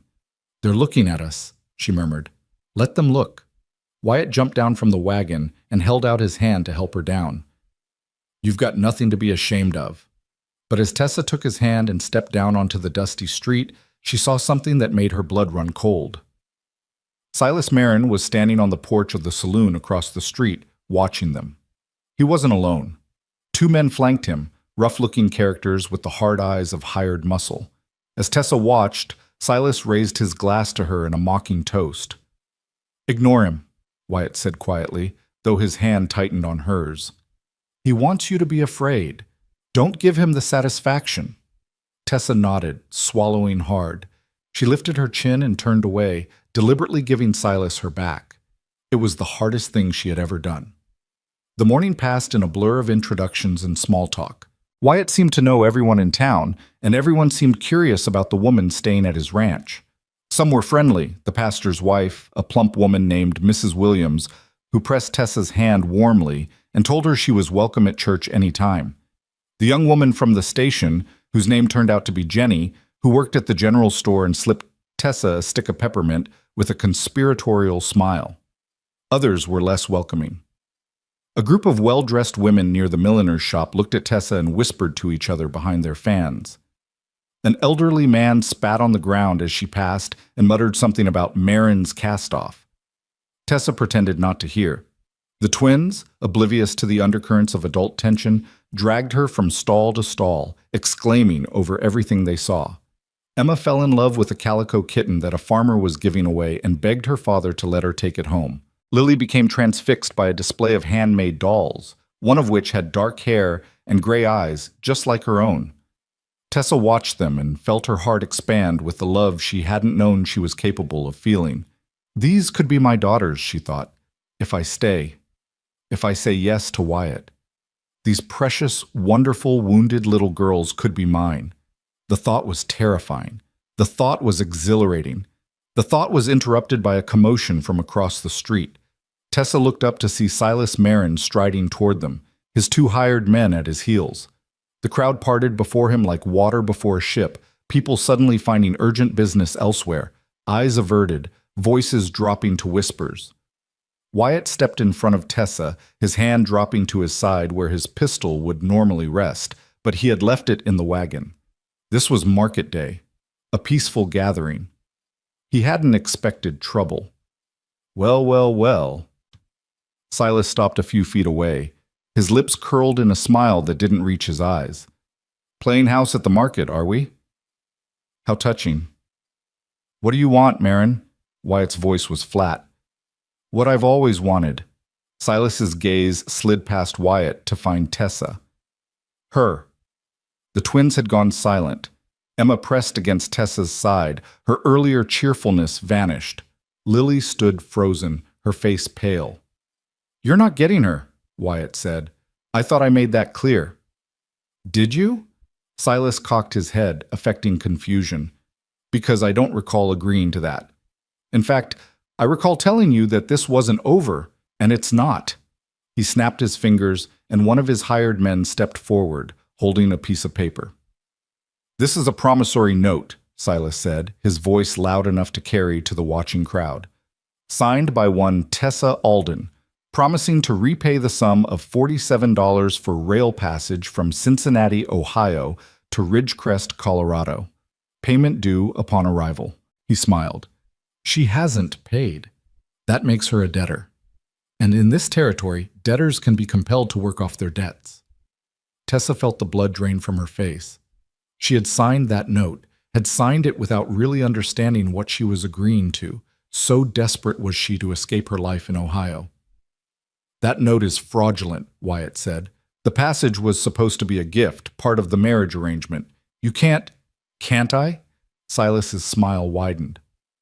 I have the paper right here, signed in her own hand. I have witnesses who saw the transaction, and I have the law on my side. Or haven't you noticed who owns the law in this town? He gestured, and the sheriff stepped out of the crowd. Tessa recognized him from Wyatt's description, a paunchy man with a weak chin and nervous eyes. He wouldn't meet Wyatt's gaze. I'm sorry, Wyatt, the sheriff said, though he didn't sound sorry at all. But the law's the law. If she owes the money and can't pay, she's got to work it off. Unless someone pays the debt for her. $47. It might as well have been $47,000. Wyatt didn't have that kind of money to spare, not with the ranch struggling and the winter coming. This is it, Tessa thought numbly. This is how it ends. Trapped by a piece of paper I was too naive to read properly, bound to a man I despise, all because I dared to hope for something better. I'll pay it. The voice came from somewhere in the crowd, a woman's voice, clear and strong. Tessa turned. A figure was pushing through the gathered townspeople. An elegant woman in a traveling dress of deep green, her silver hair swept up beneath a fashionable hat. She moved with the confidence of someone who was used to being obeyed, and as she emerged from the crowd, even Silas Marin seemed taken aback. "Who the hell are you?" he demanded. The woman drew herself up to her full height, which was considerable, and fixed him with a look that could have frozen fire. "My name," she said, "is Adelaide Marin, and I believe I have some business to discuss with my nephew." The silence that fell over the marketplace was absolute. Even the horses seemed to hold their breath, their ears pricked forward as if sensing the shift in the air. Tessa stared at the elegant woman who had emerged from the crowd like an apparition, her mind struggling to process what she had just heard. Adelaide Marin, Silas's aunt. Silas himself had gone pale beneath his tan, his confident smirk replaced by something that looked almost like fear. He took an involuntary step backward, and Tessa saw his hired men exchange uncertain glances. "Aunt Adelaide," Silas said, his voice losing some of its earlier bravado. "I didn't know you were in town. If you had known, you would have hidden yourself away like the coward you are." Adelaide's voice was sharp as a whip crack. "Did you think I wouldn't hear about your little games, Silas? Did you think word of your disgraceful behavior wouldn't reach me in Denver?" "I don't know what you're talking about. Don't you?" Adelaide stepped closer, and despite being a full head shorter than her nephew, she somehow seemed to tower over him. "Let me refresh your memory. 3 mail-order brides in the past 2 years, brought out here at considerable expense, only to be publicly humiliated and discarded because they didn't meet your exacting standards. A pattern of cruelty that has made the Marin name a laughingstock from here to Kansas City." Silas's face flushed red. "Those women weren't suitable. They misrepresented themselves. I had every right. You had no right." Adelaide's eyes blazed. "You invited them here. You made promises. And then you threw them away like garbage because your vanity couldn't bear the thought of marrying anyone who wasn't a perfect ornament for your arm." She turned to look at Tessa, and her expression softened almost imperceptibly. "And now this poor woman," Adelaide continued. "Not only did you reject her publicly, but you've been hounding her, threatening her, trying to drag her back by force, all because she had the audacity to find a better situation than the one you offered." "She embarrassed me," Silas burst out, the words torn from him by wounded pride. "Everyone in town knows she chose that dirt farmer over me. Me! A Marin. Do you have any idea what that's done to my reputation?" "I know exactly what it's done to your reputation." Adelaide's voice could have cut glass. "It's shown everyone what you really are. A petty, vindictive little man who can't stand the thought that a woman might prefer kindness over wealth." The crowd was watching with rapt attention, drinking in every word. Tessa could see neighbors whispering to each other, could see the tide of public opinion shifting before her eyes. The Marin name had always commanded fear and respect in this town, but Adelaide was dismantling her nephew's carefully constructed image with surgical precision. Silas must have sensed it too, because his expression turned desperate. "She owes me money," he said, thrusting the promissory note forward like a shield. "I have her signature right here. The law says nothing about fraudulent debt agreements." Adelaide plucked the paper from his hand and examined it with a contemptuous eye. "This note stipulates payment upon arrival as a condition of marriage.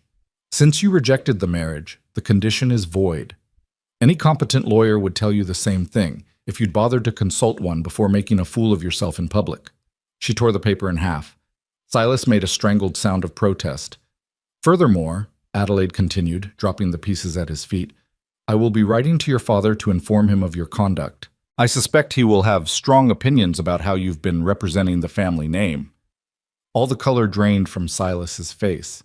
His father, the patriarch of the Marin family, a man whose approval Silas had spent his entire life desperately seeking, was apparently a formidable figure even by Adelaide's standards. "Aunt Adelaide, please. There's no need to involve father. You were simply behaving like a spoiled child who never learned that other people have feelings." Adelaide's voice brooked no argument. "Go home, Silas. Go home and reflect on your actions. And if I hear that you've troubled this woman, or anyone associated with her, ever again, I will personally ensure that you are cut off from the family fortune entirely." For a long, tense moment, no one moved. Then Silas's shoulders slumped in defeat. He shot Tessa a look of pure venom, a promise that this wasn't over, that he wouldn't forget. But under his aunt's withering gaze, he didn't dare speak. He jerked his head at his hired men and turned away, shoving through the crowd with none of the swagger he had displayed earlier. Tessa watched him go, her heart pounding so hard she could feel it in her temples. Her knees felt weak, and she was suddenly grateful for Wyatt's steady presence beside her.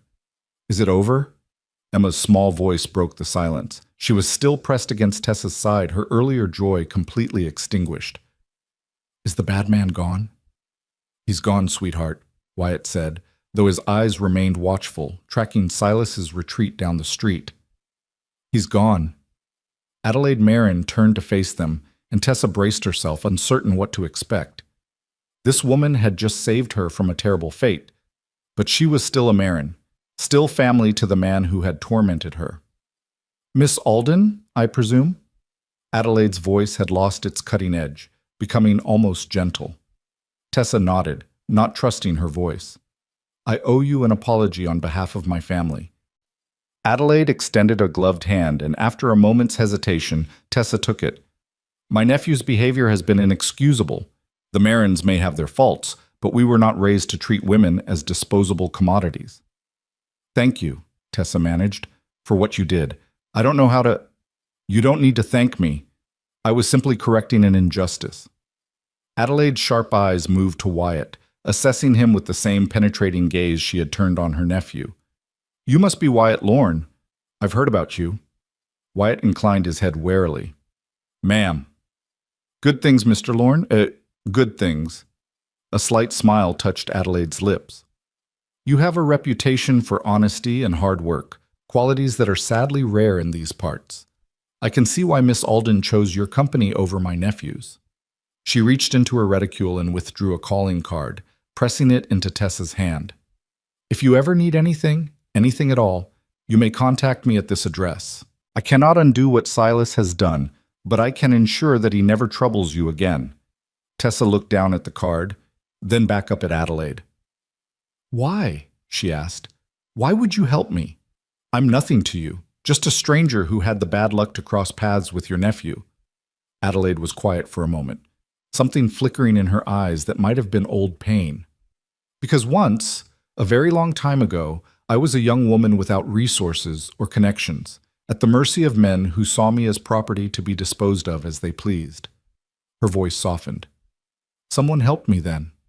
Helped me find my feet, find my voice, find my power. I swore that if I ever had the chance to do the same for another woman, I would not hesitate." She squeezed Tessa's hand briefly, then released it.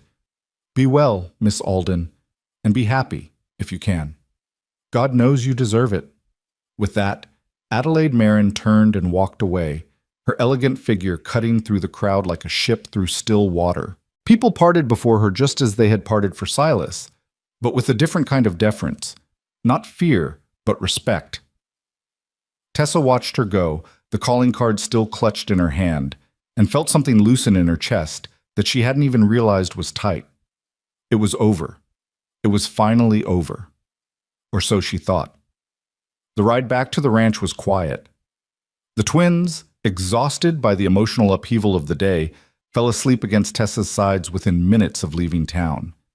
She sat wedged between their warm little bodies, staring at the passing landscape without really seeing it, replaying the events of the morning in her mind. Wyatt drove in silence, his jaw set, his eyes fixed on the road ahead. Every now and then, Tessa caught him glancing at her, as if checking to make sure she was still there, still real. Finally, when they were halfway home and the town had disappeared behind a bend in the canyon, he spoke. "Are you all right?"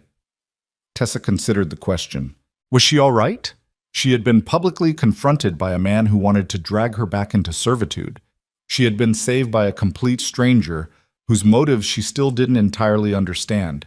She had watched her own fate hang in the balance, dependent on forces entirely outside her control. "I think so," she said slowly. "I'm not sure. It's a lot to take in. I should have been more careful." Wyatt's voice was rough with self-recrimination. "I should have anticipated that he'd try something in public, I should have had my gun. I should have. You couldn't have known. Tessa reached out and laid a hand on his arm. And even if you had, what could you have done? Shot him in front of the whole town. That would have landed you in prison and left the girls without a father. Wyatt's hands tightened on the reins. There has to be something I can do. Some way to protect you that doesn't involve waiting for his rich aunt to rescue us. Tessa heard the frustration in his voice, the wounded pride of a man who wanted to be the hero but had been forced to stand helplessly by while someone else fought his battles. She understood that feeling. She had felt it herself, too many times to count. You did protect me, she said gently. You gave me a home when I had nowhere else to go. You stood between me and Silas, even when you knew it might bring trouble down on your head. You didn't flinch, didn't back down, didn't try to hand me over to save yourself. She waited until he looked at her. That's protection, Wyatt, the real kind. Not the kind that comes from guns or money or family names, the kind that comes from the heart. Something shifted in his expression. The tension easing, the self-blame giving way to something warmer. You really believe that? I really do. They rode on in silence, but it was a different kind of silence now. Companionable, peaceful. The silence of two people who understood each other, who didn't need words to communicate what they felt. When they reached the ranch, the sun was beginning its afternoon descent, painting the mountains in shades of gold and amber. Wyatt pulled the wagon to a stop and jumped down, then turned to help Tessa with the sleeping twins. They carried them inside together. Wyatt with Emma draped over his shoulder, Tessa cradling Lily in her arms, and tucked them into their bed without waking them. Standing in the doorway of the girls' room, watching their peaceful faces, Tessa felt a wave of emotion so strong it nearly buckled her knees. This could be her life. These could be her daughters. This man, standing beside her with his quiet strength and his gentle heart, could be her husband. All she had to do was say yes. The thought was still turning over in her mind when a sound from outside made them both freeze. Hoofbeats. Multiple hoofbeats, coming fast. Wyatt moved before Tessa could react, crossing to the window and peering out into the late afternoon light. His body went rigid. Get the girls into the storage room, he said, his voice low and urgent. Now. What is it? What's happening? Just do it! Tessa didn't argue. She scooped Lily out of bed, shaking Emma awake at the same time. Girls, I need you to come with me, quickly and quietly, all right? Like a game. Emma, still groggy with sleep, blinked up at her in confusion. What kind of game? The hiding game. Remember? The one your papa taught you? Something flickered in Emma's eyes. Recognition, understanding. She grabbed her sister's hand and followed Tessa to the storage room without another word. The storage room was small and windowless, crowded with barrels and crates. Tessa tucked the twins behind a stack of flour sacks and knelt down to face them. I need you to stay here and be very, very quiet, she said. No matter what you hear, can you do that for me? Is it the bad man? Lily whispered. Her face was pale, her gray eyes enormous. Is he coming back? Tessa hesitated. She didn't want to lie to them, but she didn't want to terrify them either. I don't know, she said honestly. But your papa and I are going to take care of everything. We just need you to stay hidden and stay quiet. Can you be brave for me? Both girls nodded, their small faces set with determination that broke Tessa's heart. That's my girls! She kissed each of them on the forehead, then rose and closed the storage room door behind her. Wyatt was waiting for her in the main room, his pistol in his hand. Through the window, Tessa could see riders approaching. 3 of them, maybe 4, their figures silhouetted against the setting sun. It's Silas, Wyatt said grimly. And he's brought friends. Tessa's blood ran cold. But his aunt is probably halfway back to Denver by now. Whatever she said to him, he didn't listen. Wyatt checked his pistol, his movements calm and practiced. Or maybe he listened and decided he didn't care. A man like that, with his pride wounded, sometimes that matters more to them than consequences. What do we do? Wyatt looked at her, and in his eyes she saw fear. Not for himself, but for her, for his daughters, for everything he stood to lose. I want you to stay inside, he said. Lock the door after me. Don't come out, no matter what happens. Wyatt, no. I won't let you face them alone. Tessa. I said no. She moved to stand beside him, her chin lifted, her hands trembling but her voice steady. Whatever comes, we face it together. That's what you said, isn't it? Together? For a moment, Wyatt looked like he wanted to argue. Then something in his expression shifted. Resignation, maybe, or respect. All right, he said quietly. Together. They stepped out onto the porch side by side. The riders had stopped about 20 yards from the house. Silas was at their head, his face twisted with rage, all pretense of civility stripped away. He had changed out of his fine clothes and into something more practical. Riding gear, Tessa realized, the kind of thing a man wore when he expected trouble. The men with him were the same hired muscle from before, plus a fourth man Tessa didn't recognize. A lean, dangerous-looking character with a scar running down one cheek and cold eyes that promised violence. Well, well, Silas's voice carried across the distance between them. The happy couple. How touching. You're not welcome here, Marin.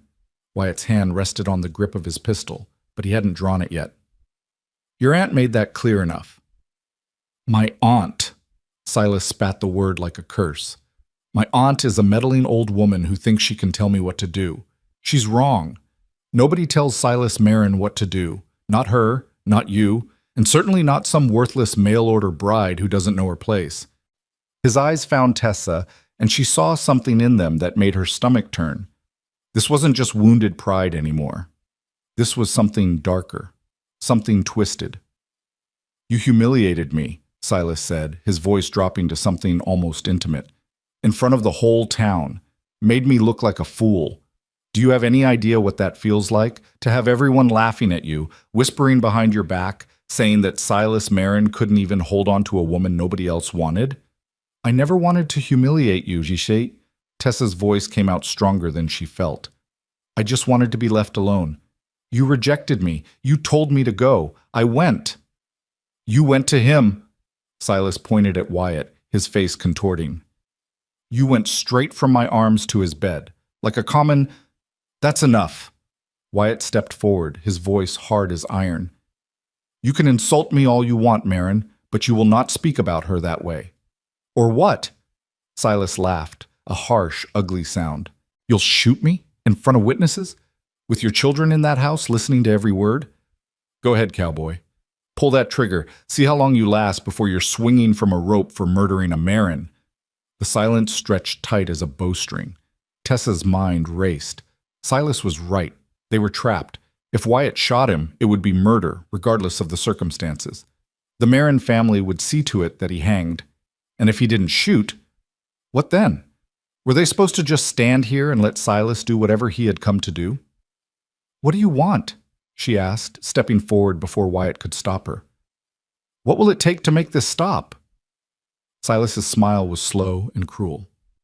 I want you to admit, in front of these men, that you were wrong, that you should have been grateful for my attention, that you made a terrible mistake choosing this dirt farmer over me. Tessa felt her hands clench into fists at her sides. And if I do, you'll leave us alone? If you do, and if you come back to town with me right now to repeat that admission in front of everyone, then yes. I'll leave your precious cowboy and his brats in peace. Tessa, don't. Wyatt's voice was urgent. Don't do this. Don't give him the satisfaction. But Tessa was looking at the house, at the windows behind which two little girls were hiding, terrified. At everything Wyatt had built, everything he stood to lose. She thought about what Silas was asking. A public humiliation. An admission that she was worthless, that she should have been grateful for whatever crumbs he deigned to give her. It would destroy her pride, her self-respect, everything she had rebuilt since that terrible day at the station. But it would keep them safe. She opened her mouth to agree, to sacrifice herself for this family she had come to love. No. The voice that spoke was not hers. It was not Wyatt's either. It was Lily's. Tessa spun around. The little girl was standing in the doorway of the cabin, her face pale but determined, her small hands clenched at her sides. Behind her, Emma hovered, her eyes wide with fear but her chin set with the same stubborn defiance. Lily, no! Tessa started toward her. Get back inside. No! Lily stepped onto the porch, placing herself beside Tessa. You can't go with him. You can't leave us. Sweetheart, please. Mama left us. Lily's voice cracked, but she didn't stop. She didn't want to, but she did. And then the lady from Missouri was supposed to come, but she didn't. And now you want to leave too. Everyone always leaves. Tears were streaming down her face now, but she didn't wipe them away.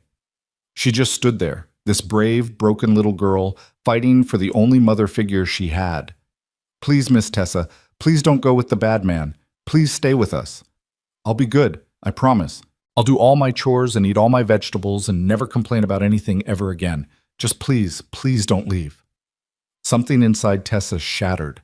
She dropped to her knees and pulled Lily into her arms, holding her tight, feeling the small body shake with sobs. I'm not going anywhere, she whispered fiercely.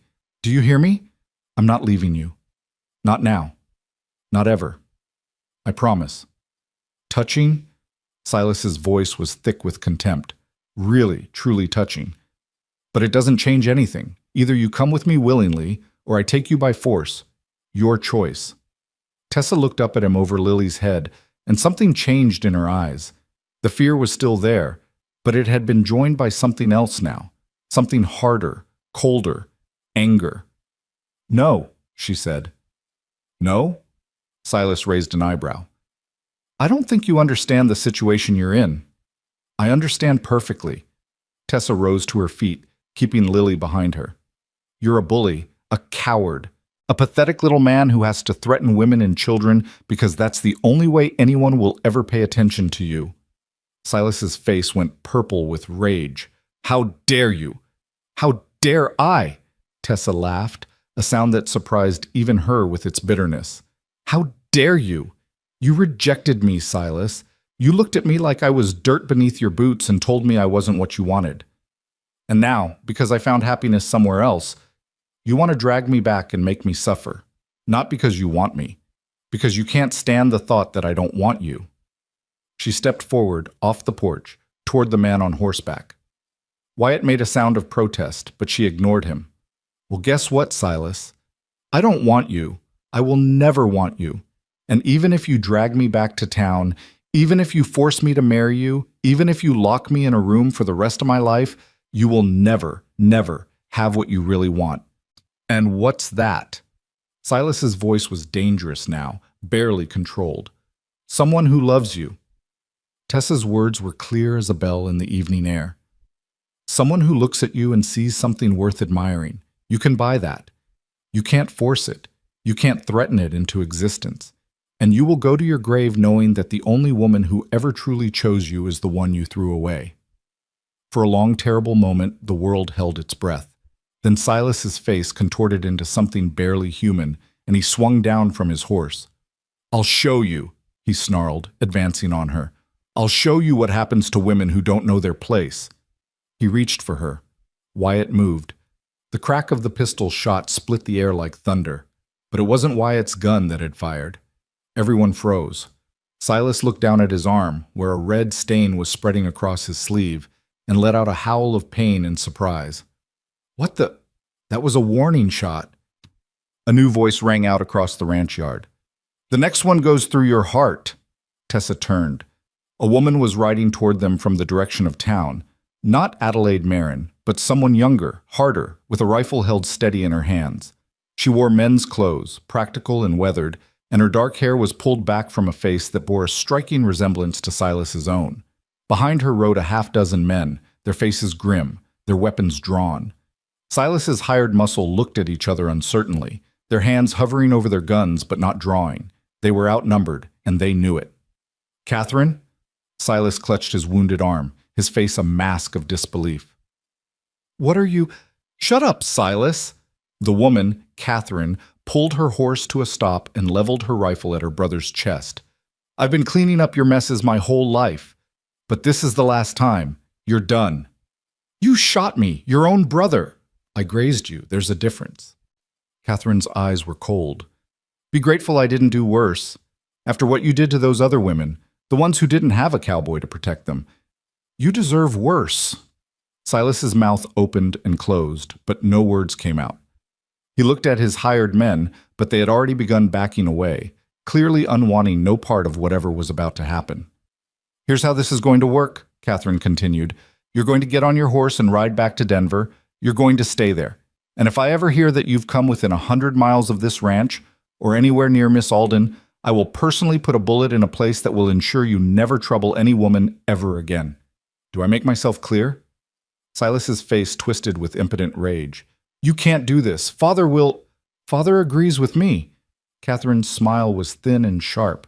Who do you think sent me? Aunt Adelaide may have been satisfied with a lecture and some torn paper, but Father wanted to make sure the message was delivered more permanently. The fight seemed to go out of Silas all at once. His shoulders slumped, his face went gray, and he suddenly looked older, smaller, diminished. This isn't over, he said weakly, but there was no conviction in his voice. Yes, it is. Catherine jerked her chin toward the road. Now get out of here before I change my mind about where to aim. Silas hesitated for one more moment, shooting Tessa a look of pure hatred. Then he turned, clutching his wounded arm, and walked back to his horse. His hired men had already disappeared, abandoning their employer without a backward glance. Within minutes, he was gone, swallowed by the gathering dusk. Catherine Merrin lowered her rifle and turned to face Tessa and Wyatt. Her expression softened slightly, though her eyes remained watchful. Miss Alden, Mr. Lorne, Mr. She inclined her head in greeting. I apologize for my brother's behavior. Our family has failed to control him for too long. That changes today. Who are you? Tessa asked, her voice barely above a whisper. Catherine Merrin, Silas's sister. A ghost of a smile crossed her face. The one nobody ever mentions because I had the poor taste to be born female. But that has certain advantages when it comes to dealing with men like my brother. No one ever sees me coming. She glanced at the house, where Emma had emerged to stand with Lily on the porch, both girls watching with wide eyes. You have a beautiful family, Mr. Lorne, Catherine said quietly. Take care of them. I intend to. Wyatt's voice was rough with emotion. Catherine nodded, gathered her reins, and wheeled her horse around. Her men fell in behind her without a word. At the edge of the property, she paused and looked back. Miss Alden? Tessa met her eyes. For what it's worth, Catherine said, my brother never deserved you. None of those women deserved what he did to them. I hope you find the happiness he tried to steal. Then she was gone, riding into the sunset with her escort, leaving silence in her wake. For a long moment, no one moved. Tessa stood in the middle of the ranch yard, trembling with the aftermath of adrenaline, unable to quite believe that it was truly over. Then two small bodies slammed into her legs, nearly knocking her off her feet. Miss Tessa! Emma was crying, great heaving sobs that shook her whole body. I was so scared. I thought you were going to leave. I thought the bad man was going to take you away. Lily's voice was muffled against Tessa's skirt. I thought I'd never see you again. Tessa dropped to her knees and gathered both girls into her arms, holding them as tightly as she could. I'm here, she said, her own voice thick with tears. I'm right here. I'm not going anywhere, I promise. You said that before. Lily pulled back to look at her, her gray eyes swimming with tears, but also with something else, hope, desperate and fragile. Do you really mean it? Tessa looked at this child who had lost so much, who had built walls around her heart to protect herself from more loss, who was now daring to believe that maybe, just maybe, she wouldn't be abandoned again. I really mean it, Tessa said firmly. I'm staying, for as long as you'll have me. Forever? Emma asked. Forever and ever and ever? Tessa looked up at Wyatt, who stood watching them with an expression that made her heart turn over in her chest. Forever, she said. And for the first time since stepping off that train, she truly believed it. The stars had begun to emerge by the time they finally went inside. Wyatt built up the fire while Tessa made a simple supper, just bread and cheese and some cold meat, nothing fancy, but no one had any appetite for a real meal anyway. The twins ate mechanically, their eyes heavy with exhaustion, but neither wanted to go to bed. What if the bad man comes back? Emma asked, her voice small and scared. He won't come back, Wyatt said firmly. His family made sure of that. He's gone for good. But what if he does? What if he brings more bad men? Then I'll protect you. Wyatt knelt down beside his daughter, taking her small hands in his large calloused ones. I will always protect you, Emma. Both of you. That's my job, and I'm very good at it. Emma considered this, then nodded solemnly. Okay, Papa. Now. Wyatt scooped her up into his arms. Time for bed. Both of you. Will Miss Tessa tuck us in? Lily asked hopefully. Tessa smiled, though her heart ached with tenderness. Of course I will. The bedtime ritual took longer than usual that night. Both girls seemed reluctant to let Tessa out of their sight, and she ended up lying between them on the narrow bed, one small body pressed against each side of her, reading story after story until their eyes finally grew heavy and their breathing deepened into sleep. Even then, Tessa didn't move. She lay there in the darkness, listening to their soft breaths, feeling the warmth of their bodies, marveling at how completely these two little girls had claimed her heart. A week ago, she had been standing alone on a train platform, ready to give up on everything, on hope, on love, on life itself. Now she had a family. Eventually, carefully, she extracted herself from the tangle of small limbs and made her way to the main room. Wyatt was sitting by the fire, staring into the flames, a cup of coffee cooling in his hands. He looked up when she entered, and something in his expression made her breath catch. Are they asleep? He asked. Finally, Tessa sank down into the chair across from him. They were pretty shaken up. We all were. Wyatt set down his coffee and leaned forward, his elbows on his knees.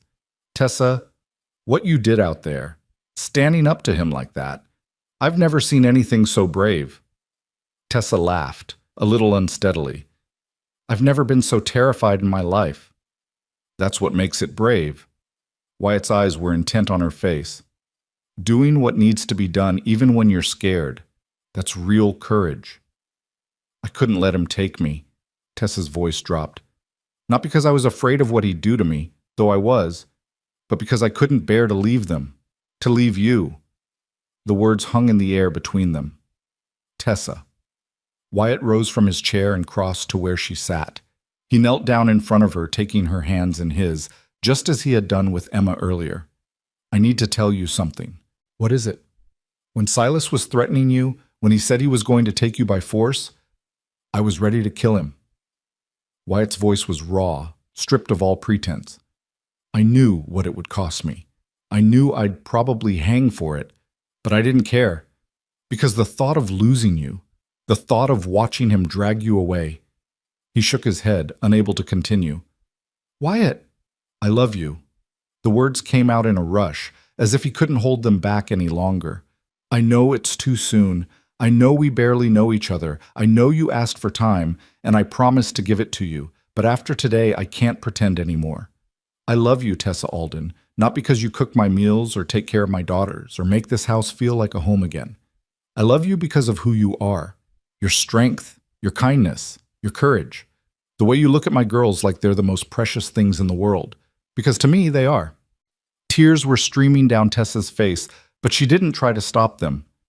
I'm not asking you to say it back, Wyatt continued. I'm not asking for anything. I just needed you to know, because life is short and unpredictable, and we never know what's going to happen next.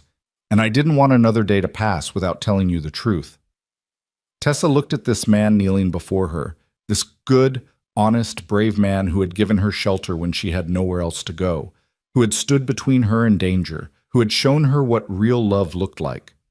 She thought about all the years she had spent settling for crumbs, the factory job that barely paid enough to survive, the boarding house where no one knew her name, the desperate gamble of a mail-order marriage to a man she had never met. She thought about Silas Marin, who had looked at her and seen something lacking, and she thought about Wyatt Lorne, who looked at her and saw everything. The answer, she realized, had been clear from the moment she first saw him approach her on that train platform. She had just been too afraid to accept it. Wyatt, she said softly, I don't need more time. His breath caught. You don't? No. She reached out and cupped his face in her hands, feeling the rough stubble beneath her palms. I know what I want. I've known for days. I was just too scared to admit it. And what do you want?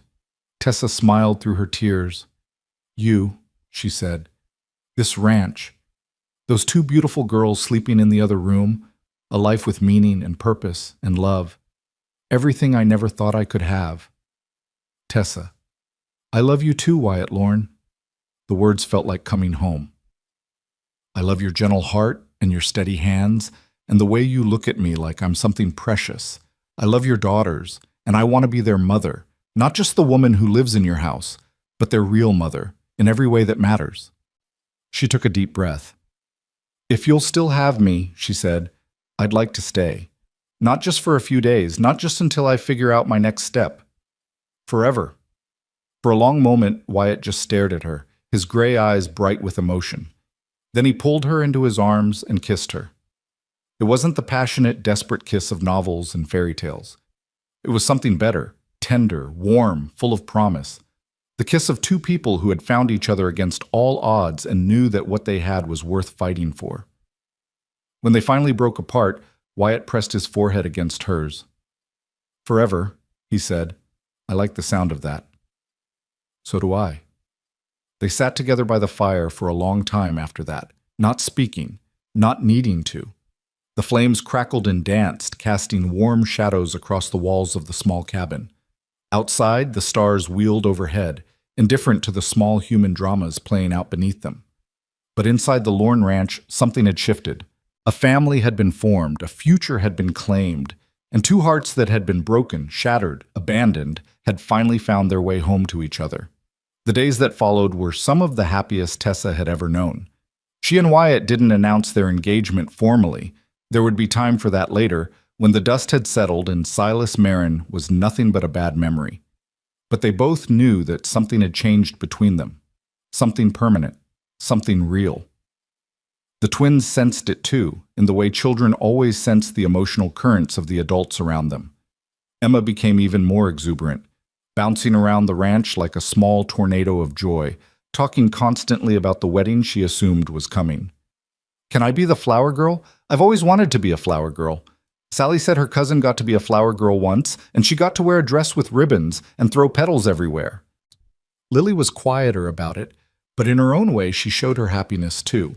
She began calling Tessa Mama without being asked. Not all the time, just occasionally, slipping the word in as if testing to see how it felt. Every time she heard it, Tessa's heart expanded a little more. They fell into a routine. Mornings were for chores, feeding the animals, gathering eggs, mucking out stalls. Afternoons were for lessons, reading, writing, arithmetic, conducted at the kitchen table while bread rose in the oven. Evenings were for family, simple meals, shared stories, quiet moments by the fire. It wasn't perfect. The ranch was still struggling, the work was still hard, and there were days when exhaustion pressed down on Tessa like a physical weight. But it was good. It was real. It was hers. And then, on a crisp October morning, 3 weeks after the confrontation with Silas, everything changed again. They were in the barn, Wyatt mending a broken harness, Tessa brushing down the horses, the twins playing in the hayloft above, when Tom came riding in with the news from town. Mr. Lorne! The young ranch hand was breathless, his face flushed with excitement. You need to see this! He thrust a newspaper into Wyatt's hands. Tessa came to stand beside him as he read, her heart rate increasing with each word that crossed his face. The headline was bold and black across the top of the page. Marin family in scandal. Silas. Marin arrested for fraud and assault. The article detailed crimes that went far beyond what Silas had done to Tessa. Financial schemes, assault charges from other women he had victimized, bribes to local officials, a pattern of abuse and corruption that the Marin family had been covering up for years. His father turned on him, Wyatt said slowly, reading further. Handed over evidence to the authorities himself, said he wouldn't protect his son any longer. Tessa remembered what Catherine had said that night at the ranch. Father agrees with me. She had thought it was just about Silas being sent away. She hadn't realized it was something much bigger. He's going to prison, she said, hardly daring to believe it. He's actually going to prison. For a long time, by the looks of it. Wyatt set down the paper and turned to face her. It's over, Tessa. Really over. He can't hurt you anymore. He can't hurt anyone anymore. Tessa felt her knees go weak. She grabbed the edge of a stall for support, her mind reeling.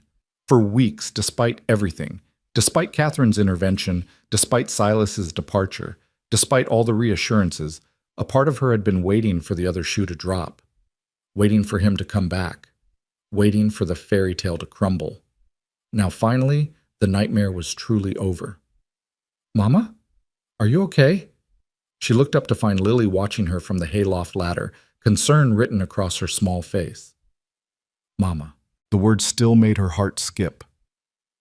"I'm okay, sweetheart," Tessa said, and for the first time in her life, she truly meant it. "I'm better than okay. I'm wonderful." She looked at Wyatt, at the man who had given her everything she had ever wanted without even knowing he was doing it. He smiled at her, that slow, warm smile that made her feel like she was the most precious thing in the world. "So," he said, his voice low so the children couldn't hear, "about that wedding Emma keeps asking about." Tessa laughed. "Are you proposing, Mr. Lorne?" "I believe I am, Miss Alden." He reached into his pocket and pulled out something small and glinting. A ring, Tessa realized with a start. A simple gold band with a tiny diamond. "I've been carrying this around for a week, waiting for the right moment. Figured if I was going to do this properly, I should at least have a ring." Tessa stared at the ring, then at him, tears springing to her eyes. "I know it's not much," Wyatt said, suddenly uncertain. "Sarah's wedding ring was fancier, and you deserve something beautiful, but the jeweler in town didn't have much selection, and—" Tessa shut him up by kissing him. "It's perfect," she said against his lips. "You're perfect. Everything about this is perfect." "Is that a yes?" "That's a yes." From the hayloft above came a shriek of excitement that could probably be heard in the next county. "She said yes! She said yes! Papa and Miss Tessa are getting married!" Emma came tumbling down the ladder, Lily close behind her, and suddenly Tessa found herself at the center of a group embrace. Wyatt's strong arms around her waist, two small bodies pressed against her legs, all of them laughing and crying at the same time. "This," she thought, "this is what I came west to find. Not security, not stability, not a practical arrangement. This, family, love, home." The news of Silas Marin's arrest spread through Ridgecrest like wildfire through dry prairie grass. Within days, everyone in 3 counties knew the story. How the golden son of the most powerful family in the region had been exposed as a fraud and a criminal. How his own father had turned against him. How a mail-order bride from Ohio had somehow emerged victorious against a man who had seemed untouchable. Tessa found herself the subject of whispered conversations and curious stares whenever she went into town. Some of the attention was admiring. Women who approached her to shake her hand, to tell her she was brave, to confess that they too had suffered at the hands of men like Silas and had never found the courage to fight back. Some of it was hostile. Friends of the Marin family who blamed her for their benefactor's downfall, who muttered about scheming Eastern women who didn't know their place. She bore it all with a grace that surprised even her. The whispers didn't matter. The stares didn't matter. What mattered was the ring on her finger and the family waiting for her at home. The wedding was set for the first Saturday of November, just 3 weeks away, barely enough time to prepare. But neither Tessa nor Wyatt saw any reason to wait.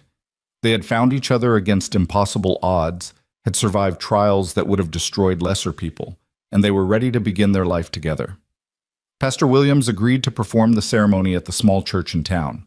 Mrs. Williams, delighted by the prospect of a wedding, immediately took charge of the preparations, recruiting half the women in Ridgecrest to help with flowers, decorations, and food for the reception afterward. "You'll need a dress," she told Tessa one afternoon, bustling around the church with her characteristic energy. "Do you have a wedding dress, dear?" Tessa thought of the simple white gown in Sarah's trunk, the one she had glimpsed and quickly covered, feeling like an intruder. She couldn't wear that. It wouldn't be right. "I have my Sunday dress," she said, "the navy blue. It's not fancy, but—" "Nonsense!" Mrs. Williams waved her hand dismissively. "A bride needs a proper wedding dress. Leave it to me." Tessa tried to protest, but the pastor's wife was not a woman who accepted protests easily. Within days, she had organized a group of church ladies to create a wedding dress for Tessa. Nothing elaborate, but beautiful in its simplicity. Cream-colored cotton with delicate lace at the collar and cuffs, a flowing skirt that would move gracefully when she walked down the aisle. When Tessa tried it on for the first time, she burst into tears. "Oh dear." Mrs. Williams pressed a handkerchief into her hands.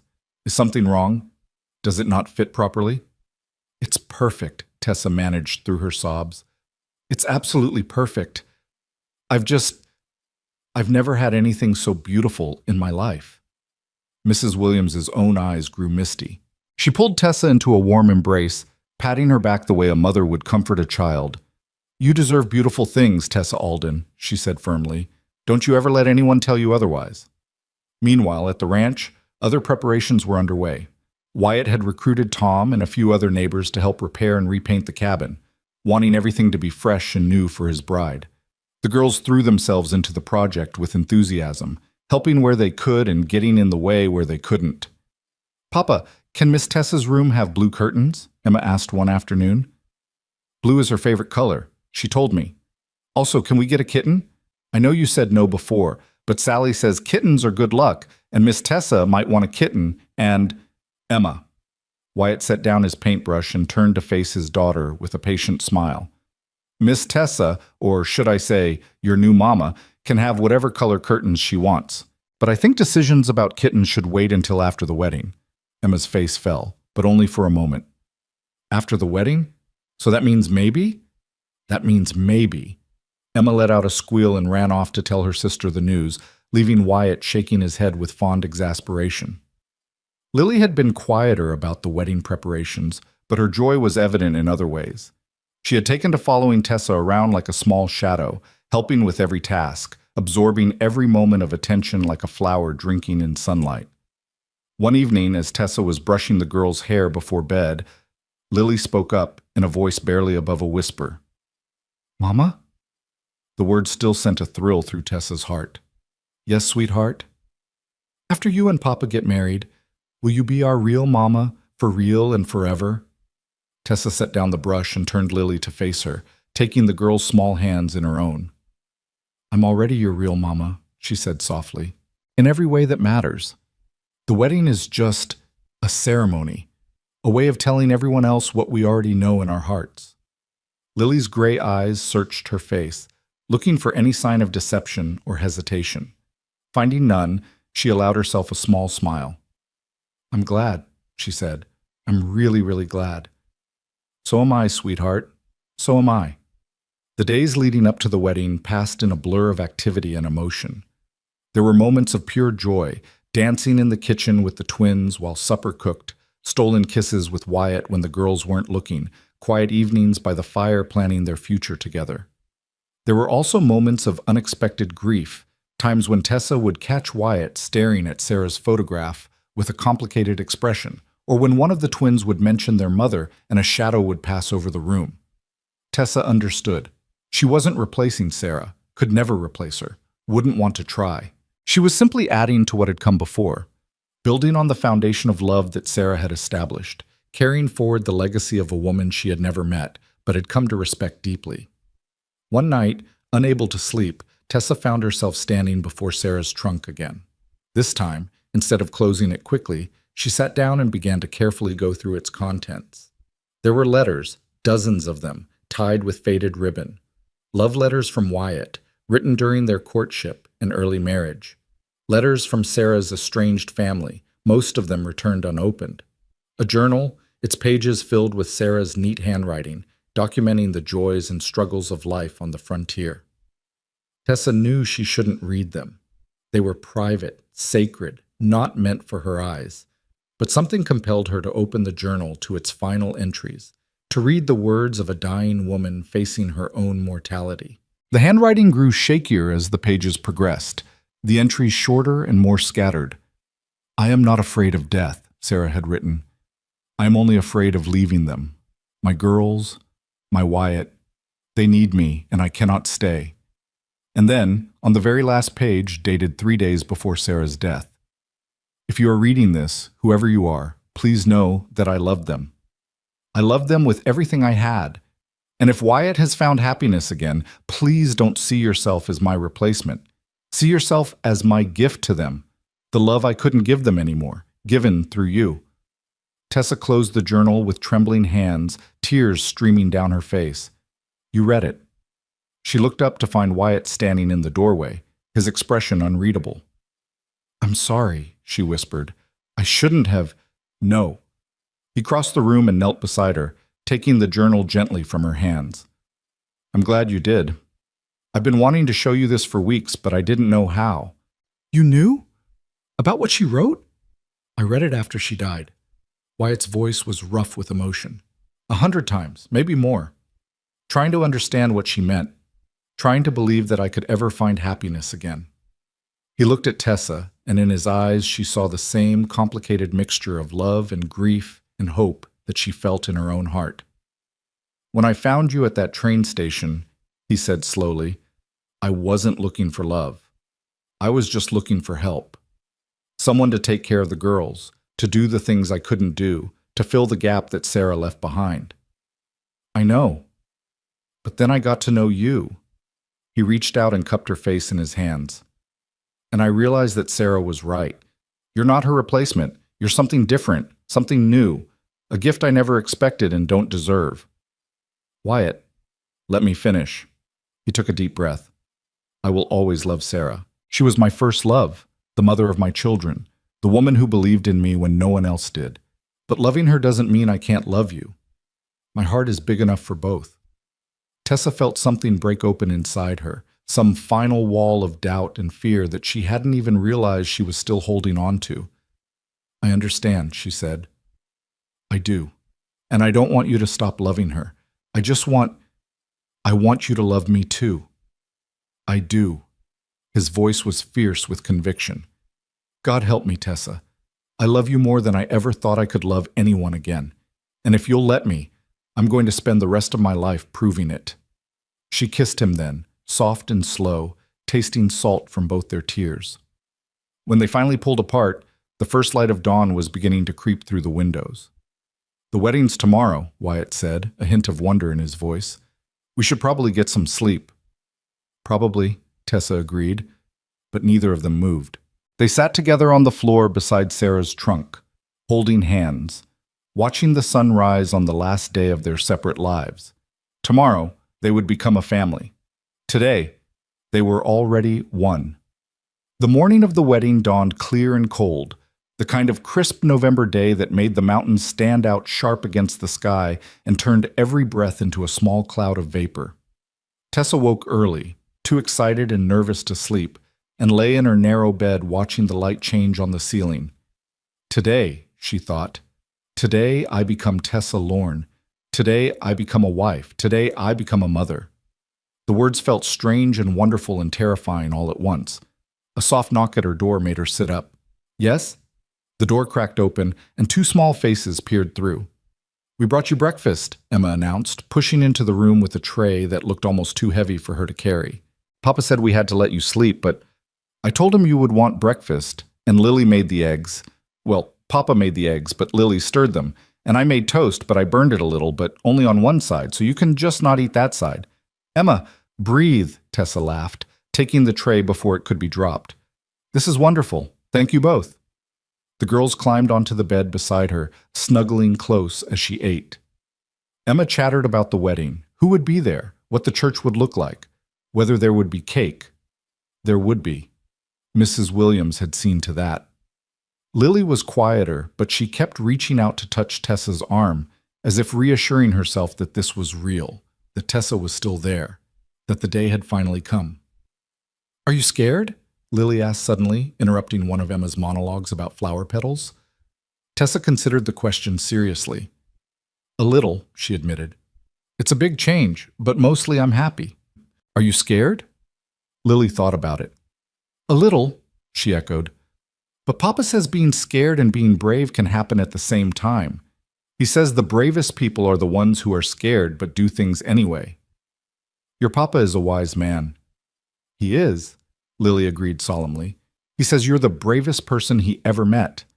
Tessa felt her eyes prick with tears. Did he really say that? Uh-huh. He said it last night when he was tucking us in. He said you came all the way from Ohio to start a new life. And when everything went wrong, you didn't give up.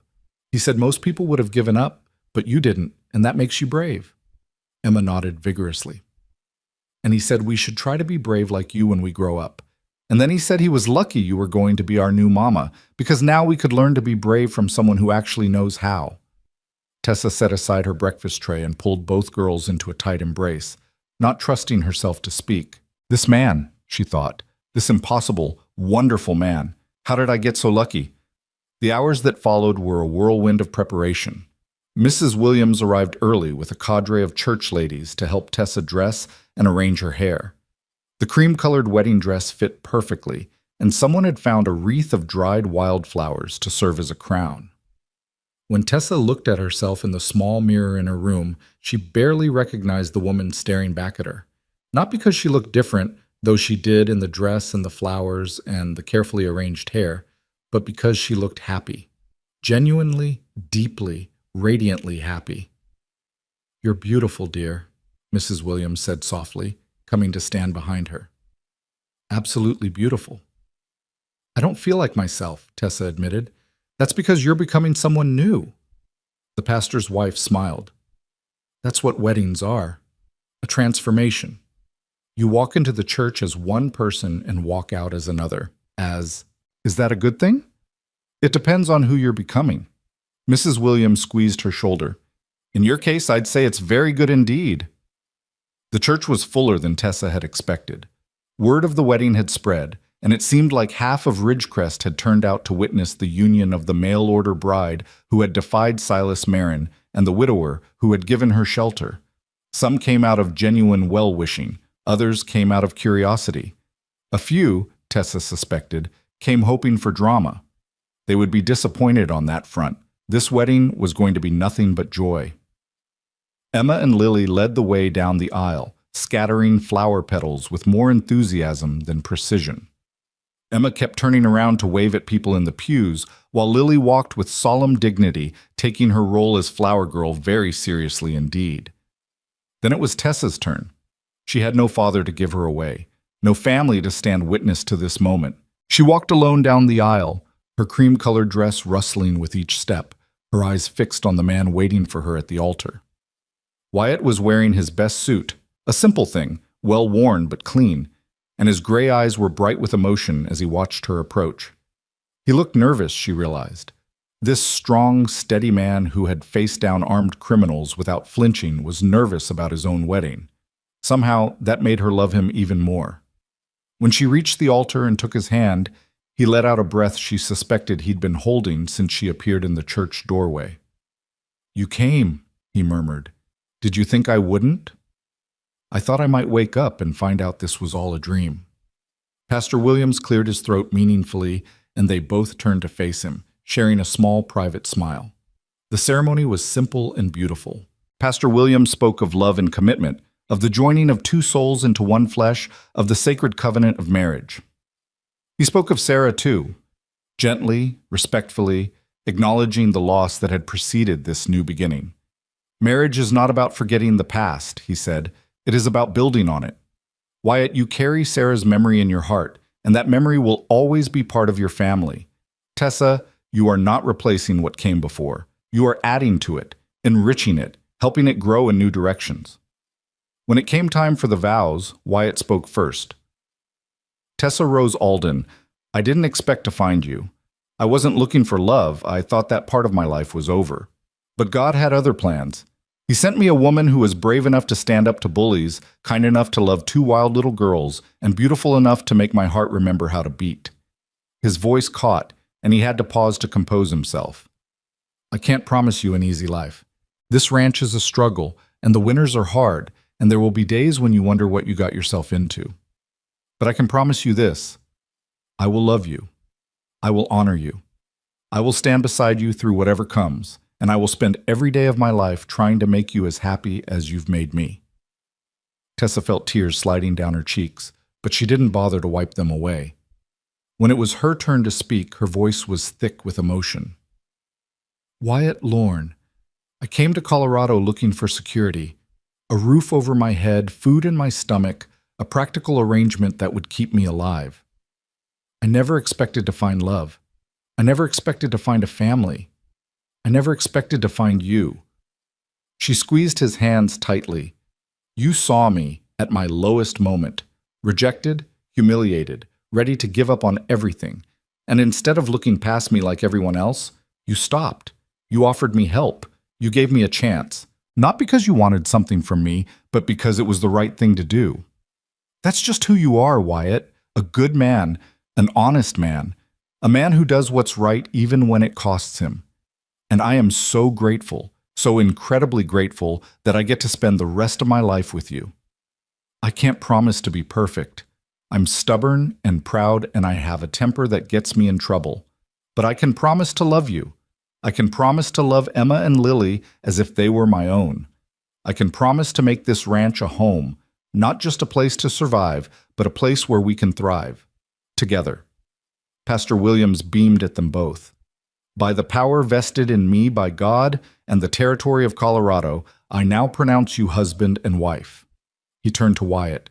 You may kiss your bride. Wyatt didn't need to be told twice. He pulled Tessa into his arms and kissed her thoroughly, much to the delight of the assembled guests, who burst into applause and cheers. Papa's kissing Mama, Emma shouted gleefully. Everybody look, Papa's kissing Mama. Lily, standing beside her sister, simply smiled, a real smile, wide and unguarded, that transformed her solemn face into something radiant. When Wyatt and Tessa finally broke apart, both flushed and laughing, they turned to face the congregation as husband and wife.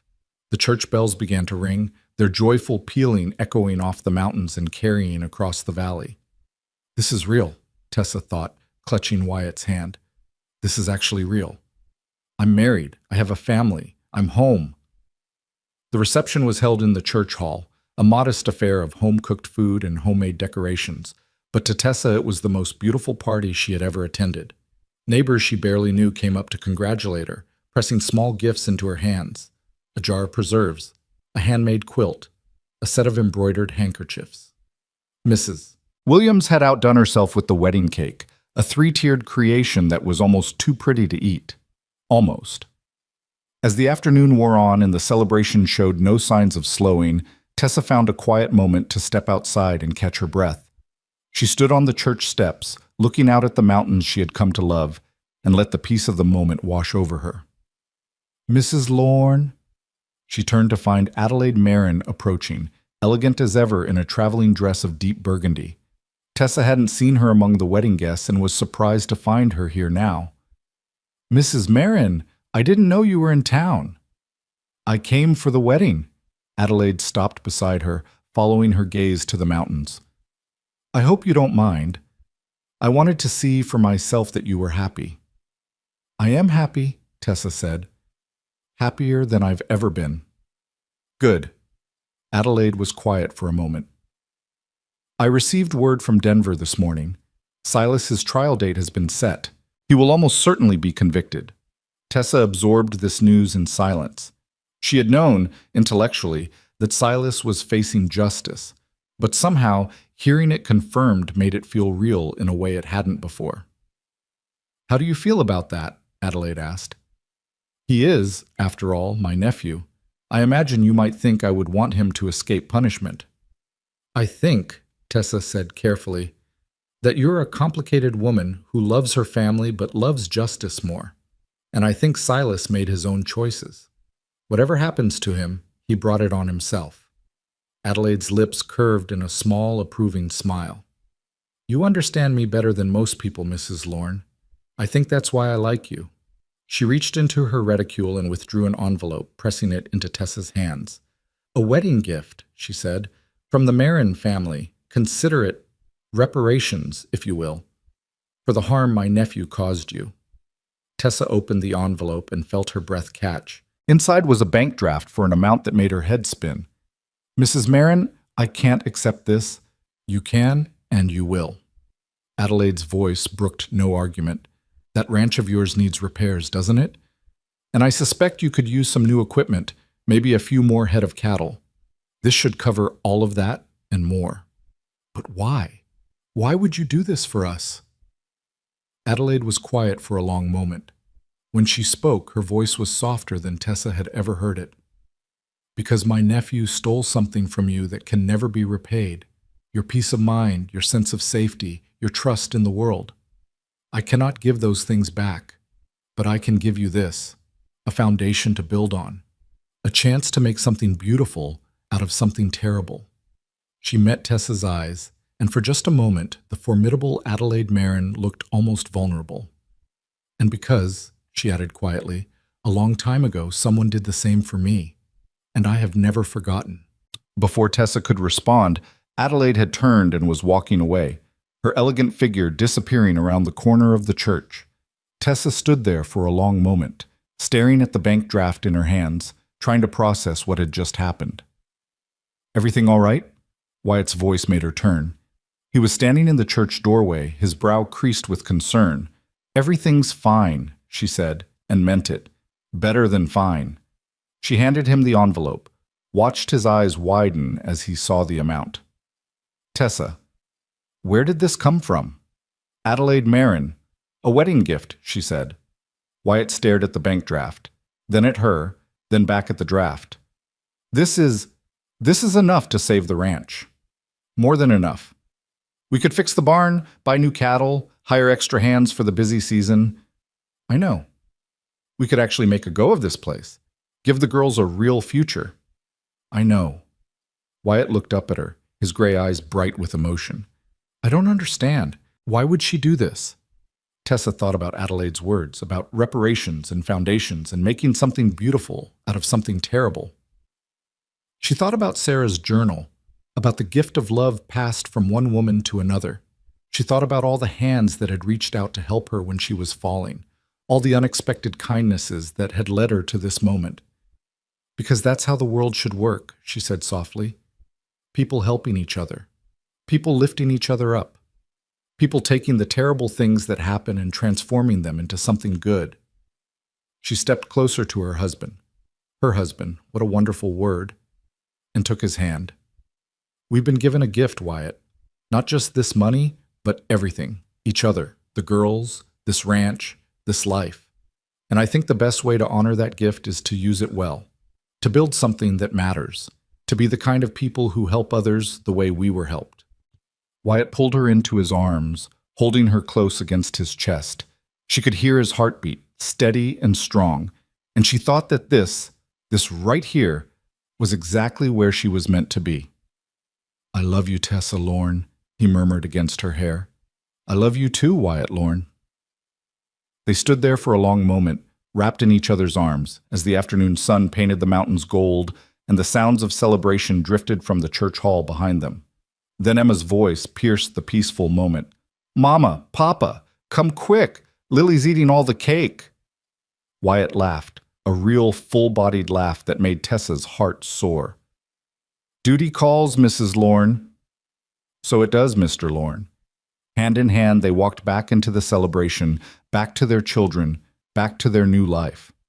The weeks that followed the wedding were a time of transformation, not just for Tessa and Wyatt's relationship, but for the ranch itself. With Adelaide's gift and the renewed energy that came from their new beginning, they threw themselves into the work of turning their struggling homestead into something that could truly thrive. Wyatt hired 2 new ranch hands to help with the cattle, and for the first time in years, he wasn't working himself to exhaustion just to stay afloat. Tom, who had been helping part-time, came on full-time and proved himself invaluable, handling tasks that Wyatt had never had time to delegate before. Tessa took charge of the household with a competence that surprised even her. She reorganized the kitchen, planted an herb garden behind the cabin, and began teaching the twins not just reading and writing, but cooking and sewing and all the practical skills they would need as they grew. She also started a small business selling preserves and baked goods in town, bringing in extra income that helped cover the day-to-day expenses of running a household. The twins flourished under the new arrangement. Emma, no longer starved for female attention, began to channel her boundless energy into more productive pursuits, helping in the kitchen, learning to ride properly, even sitting still long enough to practice her letters.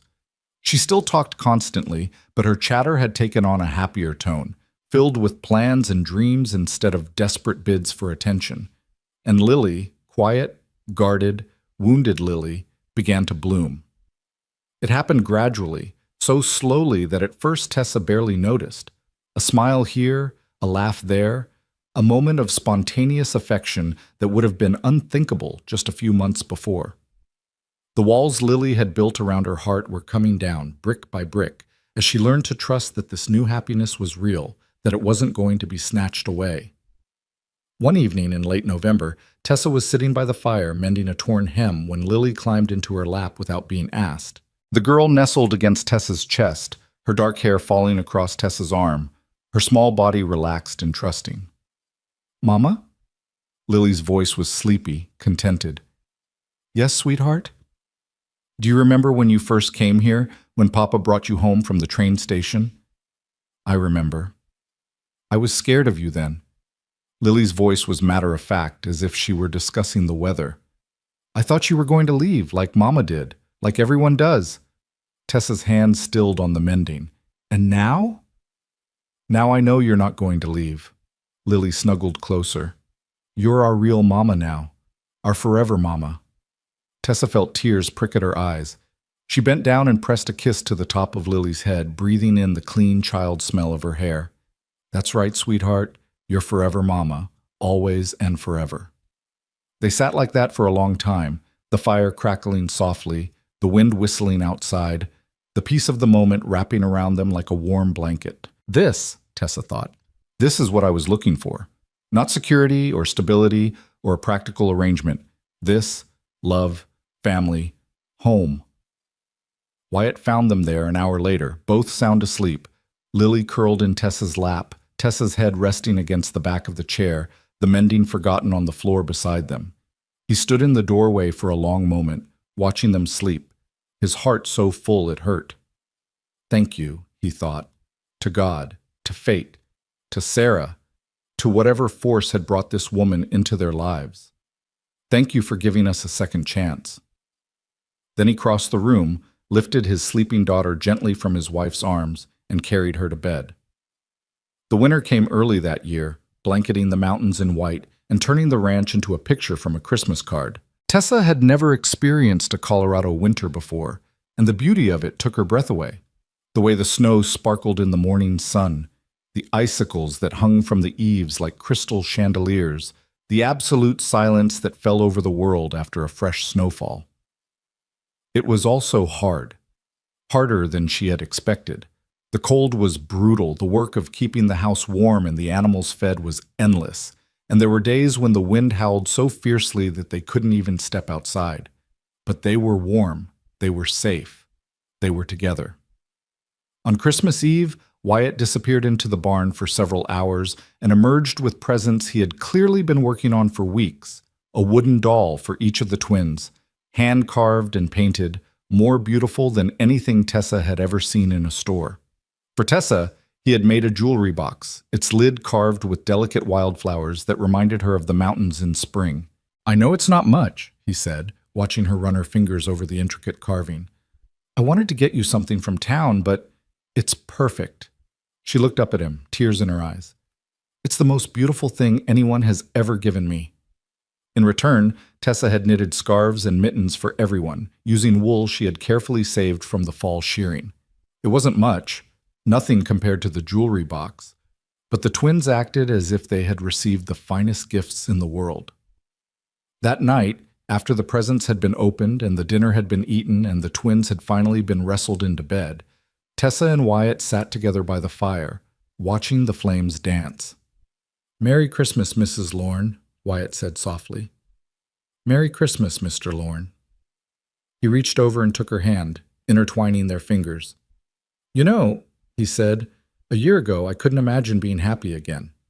I thought that part of my life was over. I thought I would just exist, going through the motions, doing what needed to be done, waiting for it to be over. And now? Now I can't imagine ever being unhappy again." He turned to look at her, his gray eyes reflecting the firelight. "You changed everything, Tessa. You took my broken family and made it whole again. You took my broken heart and taught it how to love." Tessa leaned her head against his shoulder. "You did the same for me, you know. I was just as broken when I stepped off that train, maybe more. We healed each other then. We did." They sat in comfortable silence, watching the fire burn down to embers. Outside, snow was falling again, soft and silent, blanketing the world in white. "I've been thinking," Wyatt said eventually, "about the future, about what we're building here. What about it? I want this ranch to be more than just a place where we survive. I want it to be a place where people thrive, where our children grow up knowing they're loved and safe and valued, where anyone who needs help can find it." He paused, seeming to gather his thoughts. "I was thinking about Adelaide Marin and what she did for us. How she took her power and her money and used it to help someone who needed it. I want to be like that. I want us to be like that." Tessa sat up to look at him properly. "What do you mean?" "I mean, I've been talking to Pastor Williams. There are women who come through Ridgecrest sometimes. Women like you were when I found you. Stranded, abandoned, no money, no family, nowhere to go. Most of them end up at the houses on the edge of town because they don't have any other options." He met her eyes, and in his gaze she saw the same fierce protectiveness that had drawn her to him from the very beginning. "I want to give them other options. I want to offer them a place to stay, work if they want it, a chance to get back on their feet. Not charity, real opportunities. The kind of second chance you got." Tessa stared at him, her heart expanding with love and pride. This man, this impossible, wonderful man. "You want to turn the ranch into a refuge," she said slowly, "a place where broken people can come to heal." "Something like that. It wouldn't be much at first, just a spare room, some meals, maybe some help finding work in town. But over time, as the ranch grows stronger, we could do more. Build a proper boarding house, start a school for the children, create a real community." "It's a beautiful idea," Tessa said, "but it's also a lot of work. Are you sure you're ready for that?" Wyatt smiled, that slow, warm smile that still made her heart skip a beat. "I'm ready for anything," he said, "as long as I'm doing it with you." Tessa leaned in and kissed him, soft and sweet, tasting coffee and wood smoke and home. "Then let's do it," she whispered against his lips. "Let's build something beautiful."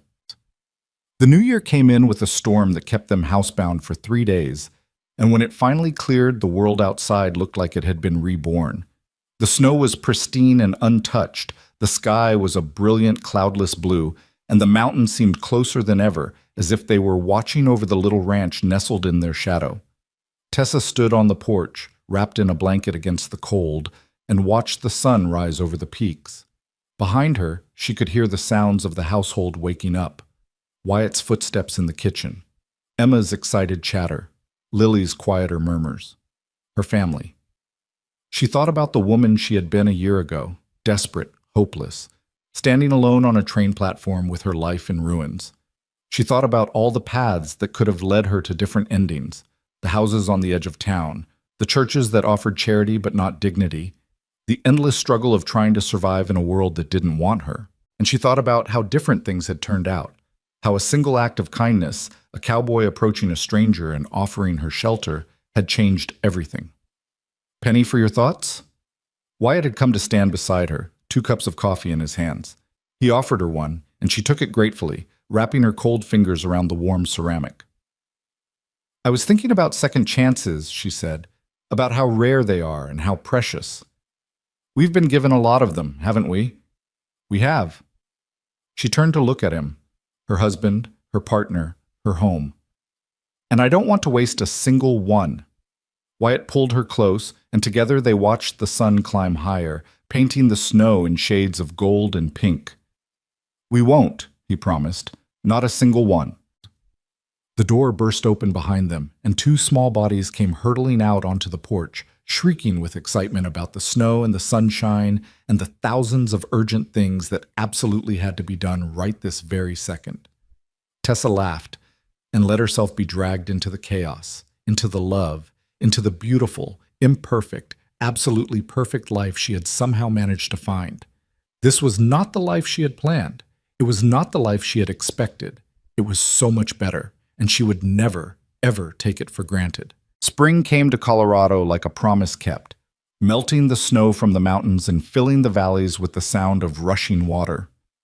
The world that had seemed so harsh and unforgiving through the long winter months now burst into color, wildflowers carpeting the meadows, birds returning to fill the air with song, the red rocks glowing warm in the lengthening days. On the Lorne Ranch, the transformation was just as dramatic.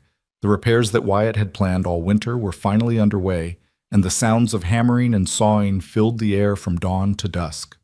The barn was getting a new roof, The fences were being reinforced. A small addition was being built onto the cabin, 2 extra rooms that would serve as the beginning of their dream to help others. Tessa watched it all from the porch, her hand resting on her stomach, a secret smile on her lips. She hadn't told Wyatt yet, hadn't told anyone. She wanted to be sure first, wanted to wait until the signs were unmistakable, until she could present him with certainty rather than hope. But with each passing day, the certainty grew stronger. A baby. Their baby. A child born of the love they had built together. The thought filled her with a joy so fierce it almost hurt. It was Emma who noticed first, because Emma noticed everything. "Mama, how come you keep touching your tummy?" the little girl asked one morning, climbing into Tessa's lap while she sat on the porch watching the construction. "Does it hurt? Did you eat something bad? One time I ate too many green apples and my tummy hurt for a whole day." "My tummy doesn't hurt, sweetheart." Tessa pulled Emma close, breathing in the familiar scent of her hair. "I'm just thinking." "About what?" Tessa hesitated. She had planned to tell Wyatt first, had imagined the moment so many times, his face when he heard the news, the joy that would light up his gray eyes. But Emma was looking at her with such innocent curiosity, and Lily had wandered over to join them, and suddenly the secret felt too big to keep any longer. "Can you two keep a secret?" Tessa asked. Both girls nodded eagerly, their eyes wide. "I think," Tessa said slowly, "that you might be getting a little brother or sister." The silence lasted exactly 2 seconds. Then Emma screamed, a full-throated shriek of excitement that probably carried all the way to town, and threw her arms around Tessa's neck so hard she nearly knocked them both off the chair. "A baby! We're getting a baby! Lily, did you hear? A baby!" "I heard," Lily said, but her voice was strange, and when Tessa looked at her, she saw something in the girl's face that made her heart clench. Not joy. Fear. "Emma, sweetheart, can you go tell Papa to come here?" Tessa said carefully. "I think it's time he knew too." Emma didn't need to be asked twice. She was off the porch and running toward the barn before Tessa could say another word, her excited shrieks echoing across the ranch yard. Tessa turned to Lily and opened her arms. "Come here, sweetheart." Lily hesitated, then climbed into her lap, her small body tense and trembling. "What's wrong?" Tessa asked softly. "I thought you'd be happy about a baby." "I am happy." But Lily's voice said otherwise. "It's just what?" Lily was quiet for a long moment. When she spoke, her words came out in a rush, as if she'd been holding them in for too long. "When Mama had us, she got sick. That's what Papa said. He said having babies is hard work, and sometimes mamas get sick, and sometimes they don't get better." Her gray eyes, so like her father's, were bright with unshed tears. "What if you get sick, Mama? What if you have the baby and you don't get better? What if you go away like our first mama did?" The words hit Tessa like a blow. She pulled Lily closer, holding her tight, feeling the child's heart race against her own. "Oh, sweetheart, my sweet, brave girl. I don't want you to go away." Lily's voice broke. "I love you, Mama. I don't want another mama. I just want you." Tessa felt tears sliding down her own cheeks. She had known, intellectually, that Lily's fears ran deep, but she hadn't fully understood until this moment how much the girl had been carrying, the terror of loving someone and losing them again, the burden of grief that no child should have to bear. "Listen to me," Tessa said, pulling back so she could look into Lily's eyes. "I can't promise that nothing bad will ever happen. No one can promise that. But I can promise that I'm going to do everything in my power to stay healthy and strong. I'm going to take care of myself, and your papa is going to take care of me, and we're all going to take care of each other. But what if—" "And," Tessa continued firmly, "I can promise you this. No matter what happens, you will never be alone. You have your papa, who loves you more than anything in the world. You have Emma, who would fight a bear for you. You have this whole community of people who care about you, and you have me. Every day I'm given, I will spend loving you." She cupped Lily's face in her hands. "Having a baby doesn't mean I'll love you any less. My heart isn't like a pie that has to be divided into smaller and smaller pieces. It's more like a garden. The more love I plant, the more love grows. This baby will just give me another person to love. not take away from the love I have for you." Lily stared at her for a long moment, her small face working through emotions too big for her years. Then slowly, her expression shifted. "Really?" she whispered. "You'll still love me the same?" "I'll love you forever," Tessa said. "You were my first daughter. My Lily. Nothing can ever change that." The tears that had been threatening finally spilled over, and Lily threw her arms around Tessa's neck, sobbing with a mixture of grief and relief. "I love you, Mama," she cried. "I love you so much." "I love you too, sweetheart. More than you'll ever know." They were still holding each other when Wyatt came running from the barn, Emma bouncing at his heels, his face a mixture of shock and hope. "Tessa?" Emma said, "Is it true? Are you—" Tessa looked up at him over Lily's head, tears streaming down her face, a smile breaking through like sunshine after a storm. "It's true," she said. "We're going to have a baby." The look on Wyatt's face was something Tessa would carry with her for the rest of her life. Joy, pure and uncomplicated. Wonder, as if he had just witnessed a miracle. And love, so much love that it seemed to overflow from him, filling the space between them until the whole world felt warmer. He crossed the porch in 2 strides and dropped to his knees beside the chair, gathering both Tessa and Lily into his arms. "A baby," he breathed. "We're going to have a baby." "Papa's crying," Emma announced, climbing onto the chair to join the embrace.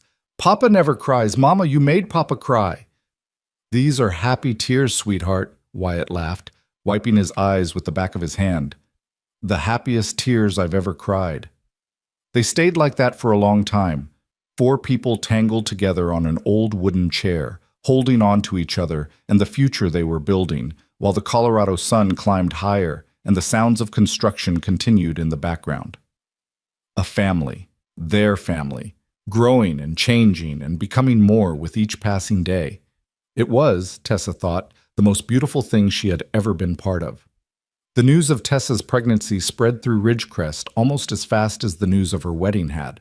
Within days, it seemed like everyone in town knew, and the well-wishers came in a steady stream, neighbors bringing gifts, church ladies offering advice, children appearing at the ranch gate, hoping to catch a glimpse of the woman who was having a baby.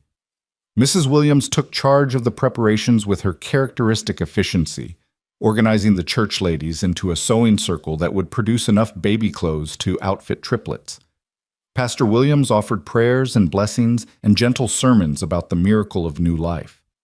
Even Jenny from the general store stopped by with a gift, a beautiful hand-embroidered christening gown that had been in her family for generations. "My grandmother made it," Jenny explained, pressing it into Tessa's hands. "She always said it brought good luck to babies. I never had children of my own, so I want you to have it." Tessa tried to refuse. The gown was too precious, too meaningful, but Jenny wouldn't hear of it. "You gave me hope," she said simply. When Silas Marin was terrorizing this town, making everyone afraid to stand up to him, you stood up. You showed us that one person can make a difference. That's worth more than any heirloom. As spring turned to summer and summer ripened into fall, Tessa's belly grew round with the life inside her. The baby was active, kicking and rolling and making its presence known at all hours of the day and night. Wyatt would lie with his hand on her stomach, his face soft with wonder, talking to the baby in low, gentle tones. "Your mama is the bravest woman I ever met," he would say. "She came all the way from Ohio on a train, and she didn't know anybody, and everything went wrong. But she didn't give up. She found us, and she made us a family again, and now she's bringing you into the world to make our family even bigger." "You're going to embarrass them before they're even born," Tessa would laugh. "That's my job as a father. Embarrassing my children is a sacred duty." The twins were involved in every aspect of the preparations. Emma threw herself into decorating the nursery with such enthusiasm that the walls ended up covered in enough drawings to wallpaper a mansion. Lily took a more practical approach, helping Tessa organize the baby supplies and asking thoughtful questions about what caring for a newborn would involve. The fear Tessa had seen in Lily's eyes that first day had not entirely disappeared. It probably never would, but it had transformed into something else. A fierce protectiveness toward the unborn baby. A determination to be the best big sister anyone had ever seen. a love that was already forming, growing alongside the child in Tessa's womb. "I'm going to teach the baby to read," Lily announced one evening, "as soon as they're old enough, and I'm going to show them all my favorite hiding spots on the ranch, and I'm going to tell them stories about Mama, our first Mama, I mean, so they know they have two mamas who love them." Tessa felt her eyes fill with tears. "That's beautiful, sweetheart. I think the baby would like that very much." The construction on the ranch continued throughout the pregnancy, though Wyatt insisted on handling the more strenuous tasks himself. The addition to the cabin was completed by late summer, 2 comfortable rooms with real windows and wooden floors, ready to welcome anyone who needed a place to stay. They had already hosted their first guest, a young widow named Martha, who had arrived in Ridgecrest with nothing but the clothes on her back and a desperate hope for a better life. Martha stayed for 3 months, helping around the ranch while she recovered from the trauma of her past. When she finally left, it was with a job at the general store, a room at the boarding house, and a new sense of hope that Tessa recognized because she had felt it herself not so long ago. "How can I ever thank you?" Martha asked on her last day, tears streaming down her face. "You can pay it forward," Tessa said simply. "Someday, when you're in a position to help someone else, do it. That's all the thanks we need." It was the first of many such stories. Word spread through the territory about the ranch that took in stranded women, and slowly, steadily, others found their way to their door. Some stayed only a few days. Others stayed for months. Each one left stronger than she had arrived, carrying with her the knowledge that she was not alone in the world. Not everyone in town approved. There were whispers about that lorn woman and her home for fallen ladies. Some of the more conservative church members expressed concern to Pastor Williams about the moral character of the women being helped. Pastor Williams, to his eternal credit, shut down such talk with a firmness that surprised everyone who knew his gentle nature. "The gospel tells us to care for the least of these," he said in a sermon that became the talk of the town. "It does not say to care only for those who meet our standards of respectability. It does not say to turn away the desperate because they might make us uncomfortable. It says to love one another, and that is exactly what the Lorne family is doing." After that, the criticism quieted, though it never entirely disappeared. Tessa didn't care. She had learned through hard experience that you couldn't please everyone. All you could do was live according to your own conscience and let others think what they would. And her conscience was clear. The baby came on a cold October night, when the first snow of the season was just beginning to dust the mountains. Tessa had been feeling the pain since noon, but she had kept quiet about it, not wanting to alarm anyone until she was sure. By sunset, she was sure. "Wyatt," she said, her voice strained but calm, "I think it's time to send for the doctor." What followed were the longest, most terrifying, most exhilarating hours of Tessa's life. The pain was worse than anything she had ever experienced, waves of agony that seemed to go on forever, leaving her gasping and sweating and clutching Wyatt's hand so hard she was afraid she might break his fingers. But Wyatt never flinched. He stayed by her side through every contraction, whispering words of encouragement, reminding her to breathe, telling her over and over how much he loved her. "You're doing so well," he said, his voice rough with emotion. "You're so strong. I'm so proud of you." "I don't feel strong," Tessa gasped between contractions. "I feel like I'm dying." "You're not dying. You're bringing life into the world. That's the bravest thing anyone can do." The twins had been sent to the Williams house for the night, but Lily had insisted on leaving something behind. A small drawing of the family with a blank space next to Tessa where the new baby would go. "So the baby knows we're waiting for them," she had explained. Tessa looked at that drawing through the long hours of labor, drawing strength from it, from the love it represented, from the family that was waiting on the other side of this pain. And then, just as dawn was breaking over the mountains, it was over. A cry split the air, thin and reedy at first, then growing stronger, filling the room with the sound of new life. "It's a boy," the doctor announced, placing the squalling infant in Tessa's arms. A healthy baby boy. Tessa looked down at her son, at his red, wrinkled face, his tiny fists waving in the air, his eyes squeezed shut against the brightness of the world, and felt something break open in her chest. She had thought she knew what love was. She had loved her mother, her father. She had loved Wyatt, fiercely and completely. She had loved Emma and Lily with every fiber of her being, but this was something different, something primal, a love so deep and so absolute that it seemed to rearrange the very atoms of her being. "Hello, little one," she whispered, tears streaming down her face. "I'm your mama, and I'm going to love you forever." Wyatt was crying too, not bothering to hide it this time, not caring who saw. He reached out a trembling hand to touch his son's cheek, and the baby turned toward the touch, instinctively seeking the warmth. "He's perfect," Wyatt breathed. "Tessa, he's absolutely perfect." "He looks like you," Tessa said. "Same eyes, same chin." "Poor kid." She laughed, a sound that was half sob, half joy, and pulled Wyatt down to kiss her. "We did it," she said. "We made a person." "We made a family," Wyatt corrected. "A real, complete family." They named him Samuel William Lorne, after both of their fathers. It was a strong name, a good name, a name that carried the weight of history and the promise of the future. When the twins came to meet their new brother, their reactions were exactly what Tessa had expected.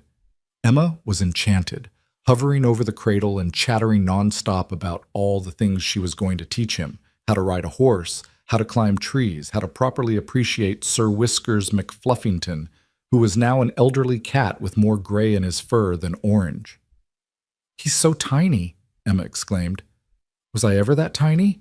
I don't think I was ever that tiny. He's like a doll, but he's real. Can I hold him? Please, please, please, can I hold him?" Lily was quieter, approaching the cradle with the same cautious reverence she might show a sacred object. She stood there for a long moment, looking down at the sleeping infant, her expression unreadable. Then very gently, she reached out and touched his hand. Samuel's tiny fingers closed around her larger one, gripping with surprising strength. Lily looked up at Tessa, her gray eyes bright with tears. "He's holding my hand," she whispered. "He knows you're his sister," Tessa said. "He knows you're going to take care of him." "I will," Lily said fiercely. "I'll take care of him forever. I promise."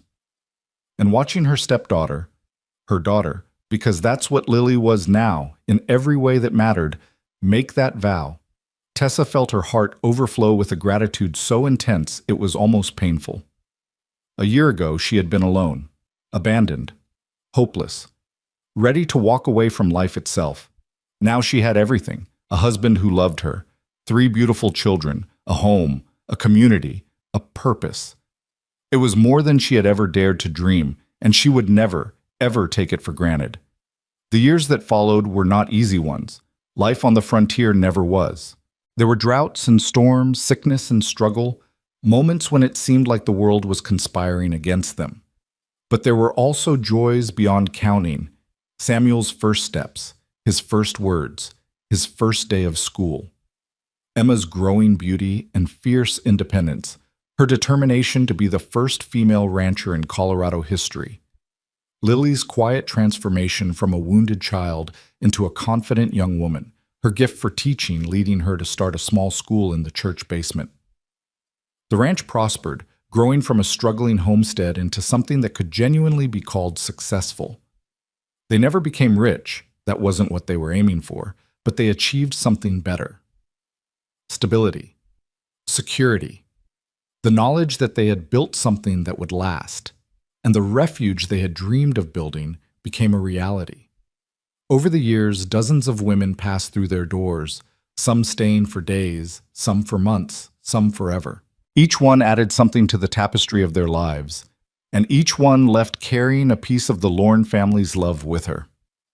On the 10th anniversary of her arrival in Colorado, Tessa stood on the porch of the cabin, now expanded into a proper house, and watched the sun set over the mountains. The same mountains she had seen that first day, when everything was falling apart.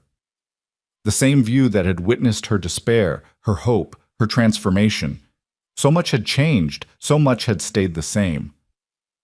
Deep thoughts?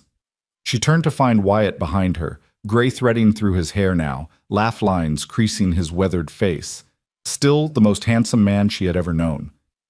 "Just remembering," she said. 10 years ago today, I stepped off a train into what I thought was going to be my worst nightmare. And instead, I found you." She moved into his arms, resting her head against his chest. I found this family. I found home. They stood together in comfortable silence, watching the sky turn from gold to pink to purple. Any regrets? Wyatt asked. Tessa thought about the question seriously. She thought about everything she had given up, her life in Ohio, her dreams of stability, her careful plans for a practical future. She thought about the fear and the pain and the uncertainty she had endured. She thought about the scars she still carried, invisible but present, reminders of the woman she had been before. Not one, she said firmly. Not a single one. From inside the house came the sounds of their family. Emma arguing with her father about something or other, Lily reading aloud to Samuel, the clatter of dishes being set for dinner. The sounds of life, of love, of home. Tessa smiled and turned to go inside. But before she did, she looked back one more time at the mountains that had witnessed her transformation, the mountains that would stand forever, long after she was gone, watching over this land and the people who lived on it. Thank you, she thought, to God, to fate, to whatever force had guided her steps to this place. Thank you for not giving up on me. Thank you for showing me what was possible. Then she went inside to join her family, closing the door softly behind her. 15 years after Tessa Alden had stepped off a train in Ridgecrest, Colorado, the town gathered to honor the woman who had changed so many lives. The occasion was the dedication of a new building, a proper refuge for women in need, built with donations from the community and beyond. It stood at the edge of town, a handsome structure of local stone with real glass windows and a welcoming porch, large enough to house a dozen women at a time. They were calling it the Sarah Rose House. Sarah, for the woman whose legacy had made it possible. Rose, for the woman who had built on that legacy and made it grow. Tessa stood before the gathered crowd, her family arrayed behind her, Wyatt, still strong and steady despite the gray in his hair. Emma, now 21 and engaged to a young rancher from the next county. Lily, 19 and teaching at the school she had helped establish. Samuel, 10 years old and already showing his father's quiet determination. And others, too. Martha, who had been their first guest and was now one of the most successful businesswomen in town. Jenny, who had become like a sister to Tessa over the years. Mrs. Williams, older now but still running the church ladies' sewing circle with an iron fist. Dozens of faces, familiar and beloved, all gathered to celebrate what they had built together. Even Adelaide Marin had come, traveling from Denver for the occasion. She was elderly now, her silver hair pure white, but her eyes were still sharp and her spine still straight. She had become an unlikely friend over the years, her financial support making much of their work possible. When I gave you that wedding gift, Adelaide had said once, I had no idea you would do something like this with it. I thought you would save the ranch, live a comfortable life, and that would be the end of it. Would you have preferred that? Tessa asked. Adelaide smiled, a rare, genuine smile that transformed her severe face. No, she said, I would not have preferred that at all. Now standing before the Sarah Rose house with the autumn sun warming her face, Tessa tried to find the words to express what this moment meant. 20 years ago, she began, her voice carrying across the quiet crowd, I was a woman with no hope. I had traveled 1,800 miles to start a new life, only to have that life snatched away from me before it could begin. I stood on a train platform, alone and afraid, ready to give up on everything. She paused, her eyes finding Wyatt in the crowd. And then a cowboy walked up to me and said 6 words that changed everything. My twins need a mother. He didn't know me, had no reason to trust me or help me. But he did it anyway because that's the kind of man he is. The kind of man who sees someone in need and reaches out his hand. She felt tears prick at her eyes, but didn't try to stop them. That's what this house represents. It's not about charity or pity or making ourselves feel good. It's about reaching out our hands to people who need help. It's about seeing someone at their lowest moment and saying, you're not alone. You don't have to face this by yourself. There's another way. She turned to look at the building behind her, the solid stone walls, the welcoming windows, the name carved above the door. Sarah Lorne never got to see this place, Tessa continued. She died before I ever came to Colorado, before her husband found me on that platform, before any of this began. But in a way, she's the one who made it possible. Her love, her legacy, Her belief that everyone deserves a second chance, that's the foundation we built on. And I hope, wherever she is, she knows that her memory lives on in every woman who walks through these doors. She had to stop for a moment, her voice catching. This house is named for Sarah and for me, but it belongs to all of us, to everyone who contributed money or time or labor, to everyone who believed that we could make a difference, to everyone who refused to accept that the world had to be cruel and cold and uncaring. She looked out at the faces before her, the people who had become her community, her friends, her family. I came to Colorado looking for a home, she said. I found so much more. I found a family. I found a purpose. I found the courage to believe that one person, one ordinary, imperfect, scared person, can change the world, one act of kindness at a time. She smiled, her tears falling freely now. This house is proof of that. Every woman who walks through these doors, every life that's changed for the better, every story that ends in hope instead of despair, that's proof that love is stronger than cruelty, that kindness is more powerful than hate, that no matter how dark things seem, there's always a light waiting to guide us home. She took a deep breath. So let's keep reaching out our hands. Let's keep being the light for someone who's lost in the darkness. Let's keep building a world where no one has to face their worst moment alone. She stepped back, her speech finished, and the crowd erupted in applause. Wyatt was at her side immediately, pulling her into his arms, not caring who saw. That was beautiful, he murmured against her hair. It was the truth, she said, just the truth. Around them, people were beginning to move toward the house, eager to see the inside, to celebrate the beginning of this new chapter. But Tessa and Wyatt stayed where they were for a moment longer, holding each other, letting the weight of the moment settle over them. Do you remember what I told you that night on the porch? Wyatt asked. The night I told you I loved you? I remember everything about that night. I told you we'd face every sunrise together. Tessa pulled back to look at him. This man who had saved her, who had loved her, who had given her everything she had ever wanted and more. And we have, she said. Every single one. And we will keep facing them, he said, for as long as we're given. Together. She kissed him then, soft and sweet, not caring that their children were probably watching and making disgusted faces, not caring about anything except this moment, this man, this life they had built. 20 years ago, she had been rejected at a train station, left behind by a man who saw no value in her. Now she stood at the center of a community she had helped create, surrounded by people who loved her, having accomplished more than she had ever dared to dream. She had come to Colorado looking for survival. She had found something so much better. She had found home. That night, after the celebration was over and the guests had gone home, Tessa sat on the porch of the house she had shared with Wyatt for 15 years. The same porch where she had made so many memories. The same view of the mountains that had witnessed her transformation. The twins, no, not twins anymore, grown women now, had returned to their own lives. Emma to the ranch she was building with her fiancé, Lily to the small house she shared with a fellow teacher from the school. Samuel was asleep in his room, worn out from the excitement of the day. It was just Tessa and Wyatt, the way it had been in the beginning. Happy? He asked, settling into the chair beside her. More than I have words for. They sat in comfortable silence, watching the stars wheel overhead. The same stars that had watched over them on their wedding night. The same stars that would watch over their children and their children's children, long after they were gone. I've been thinking, Tessa said eventually. About what?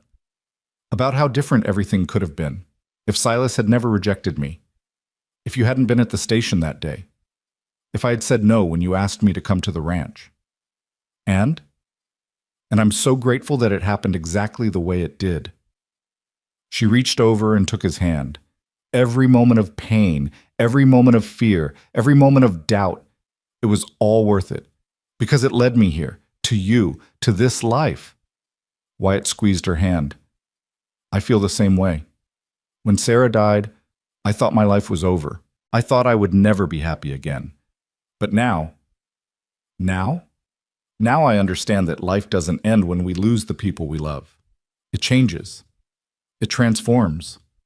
And if we're lucky, if we're brave enough to open our hearts again, It becomes something new and beautiful. Tessa felt tears sliding down her cheeks, but they were tears of joy.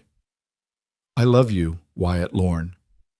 I love you too, Tessa Lorne. From the moment I saw you on that platform, lost and alone, something in me knew that you were the one, knew that our lives were going to be intertwined, knew that I was looking at my future. You never told me that before. I was afraid you'd think I was crazy. He laughed softly. A stranger walking up to you with some line about his twins needing a mother. You could have run the other way. I almost did, Tessa admitted. But something stopped me. Something made me trust you, even though I had no reason to. Even though everything in my experience told me that trusting a stranger was a mistake.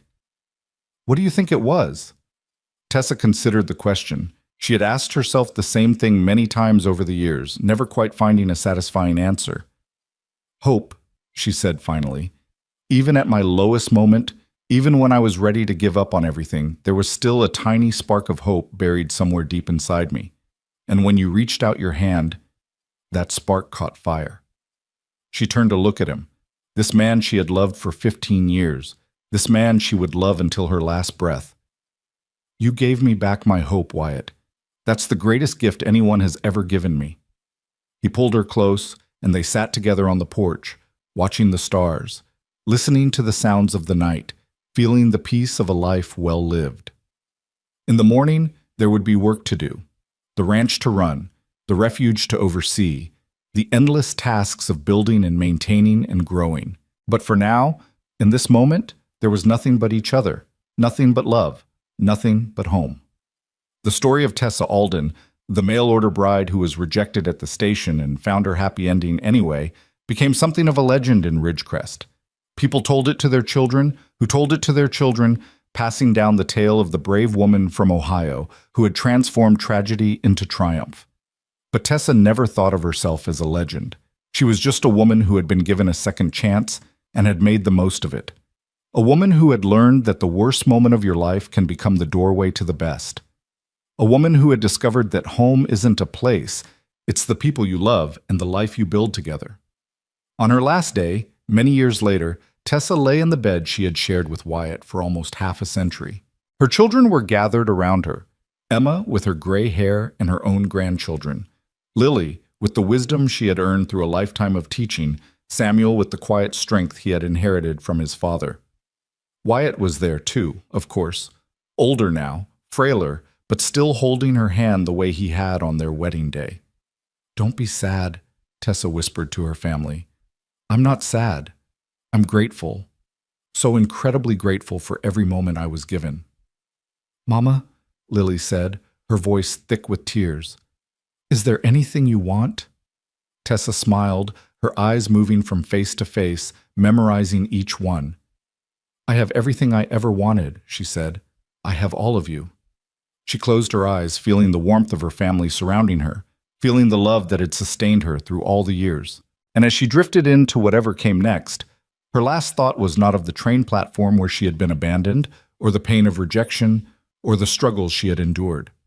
Her last thought was of a dusty Colorado morning, a cowboy with gentle eyes, and two little girls peeking shyly from behind their father.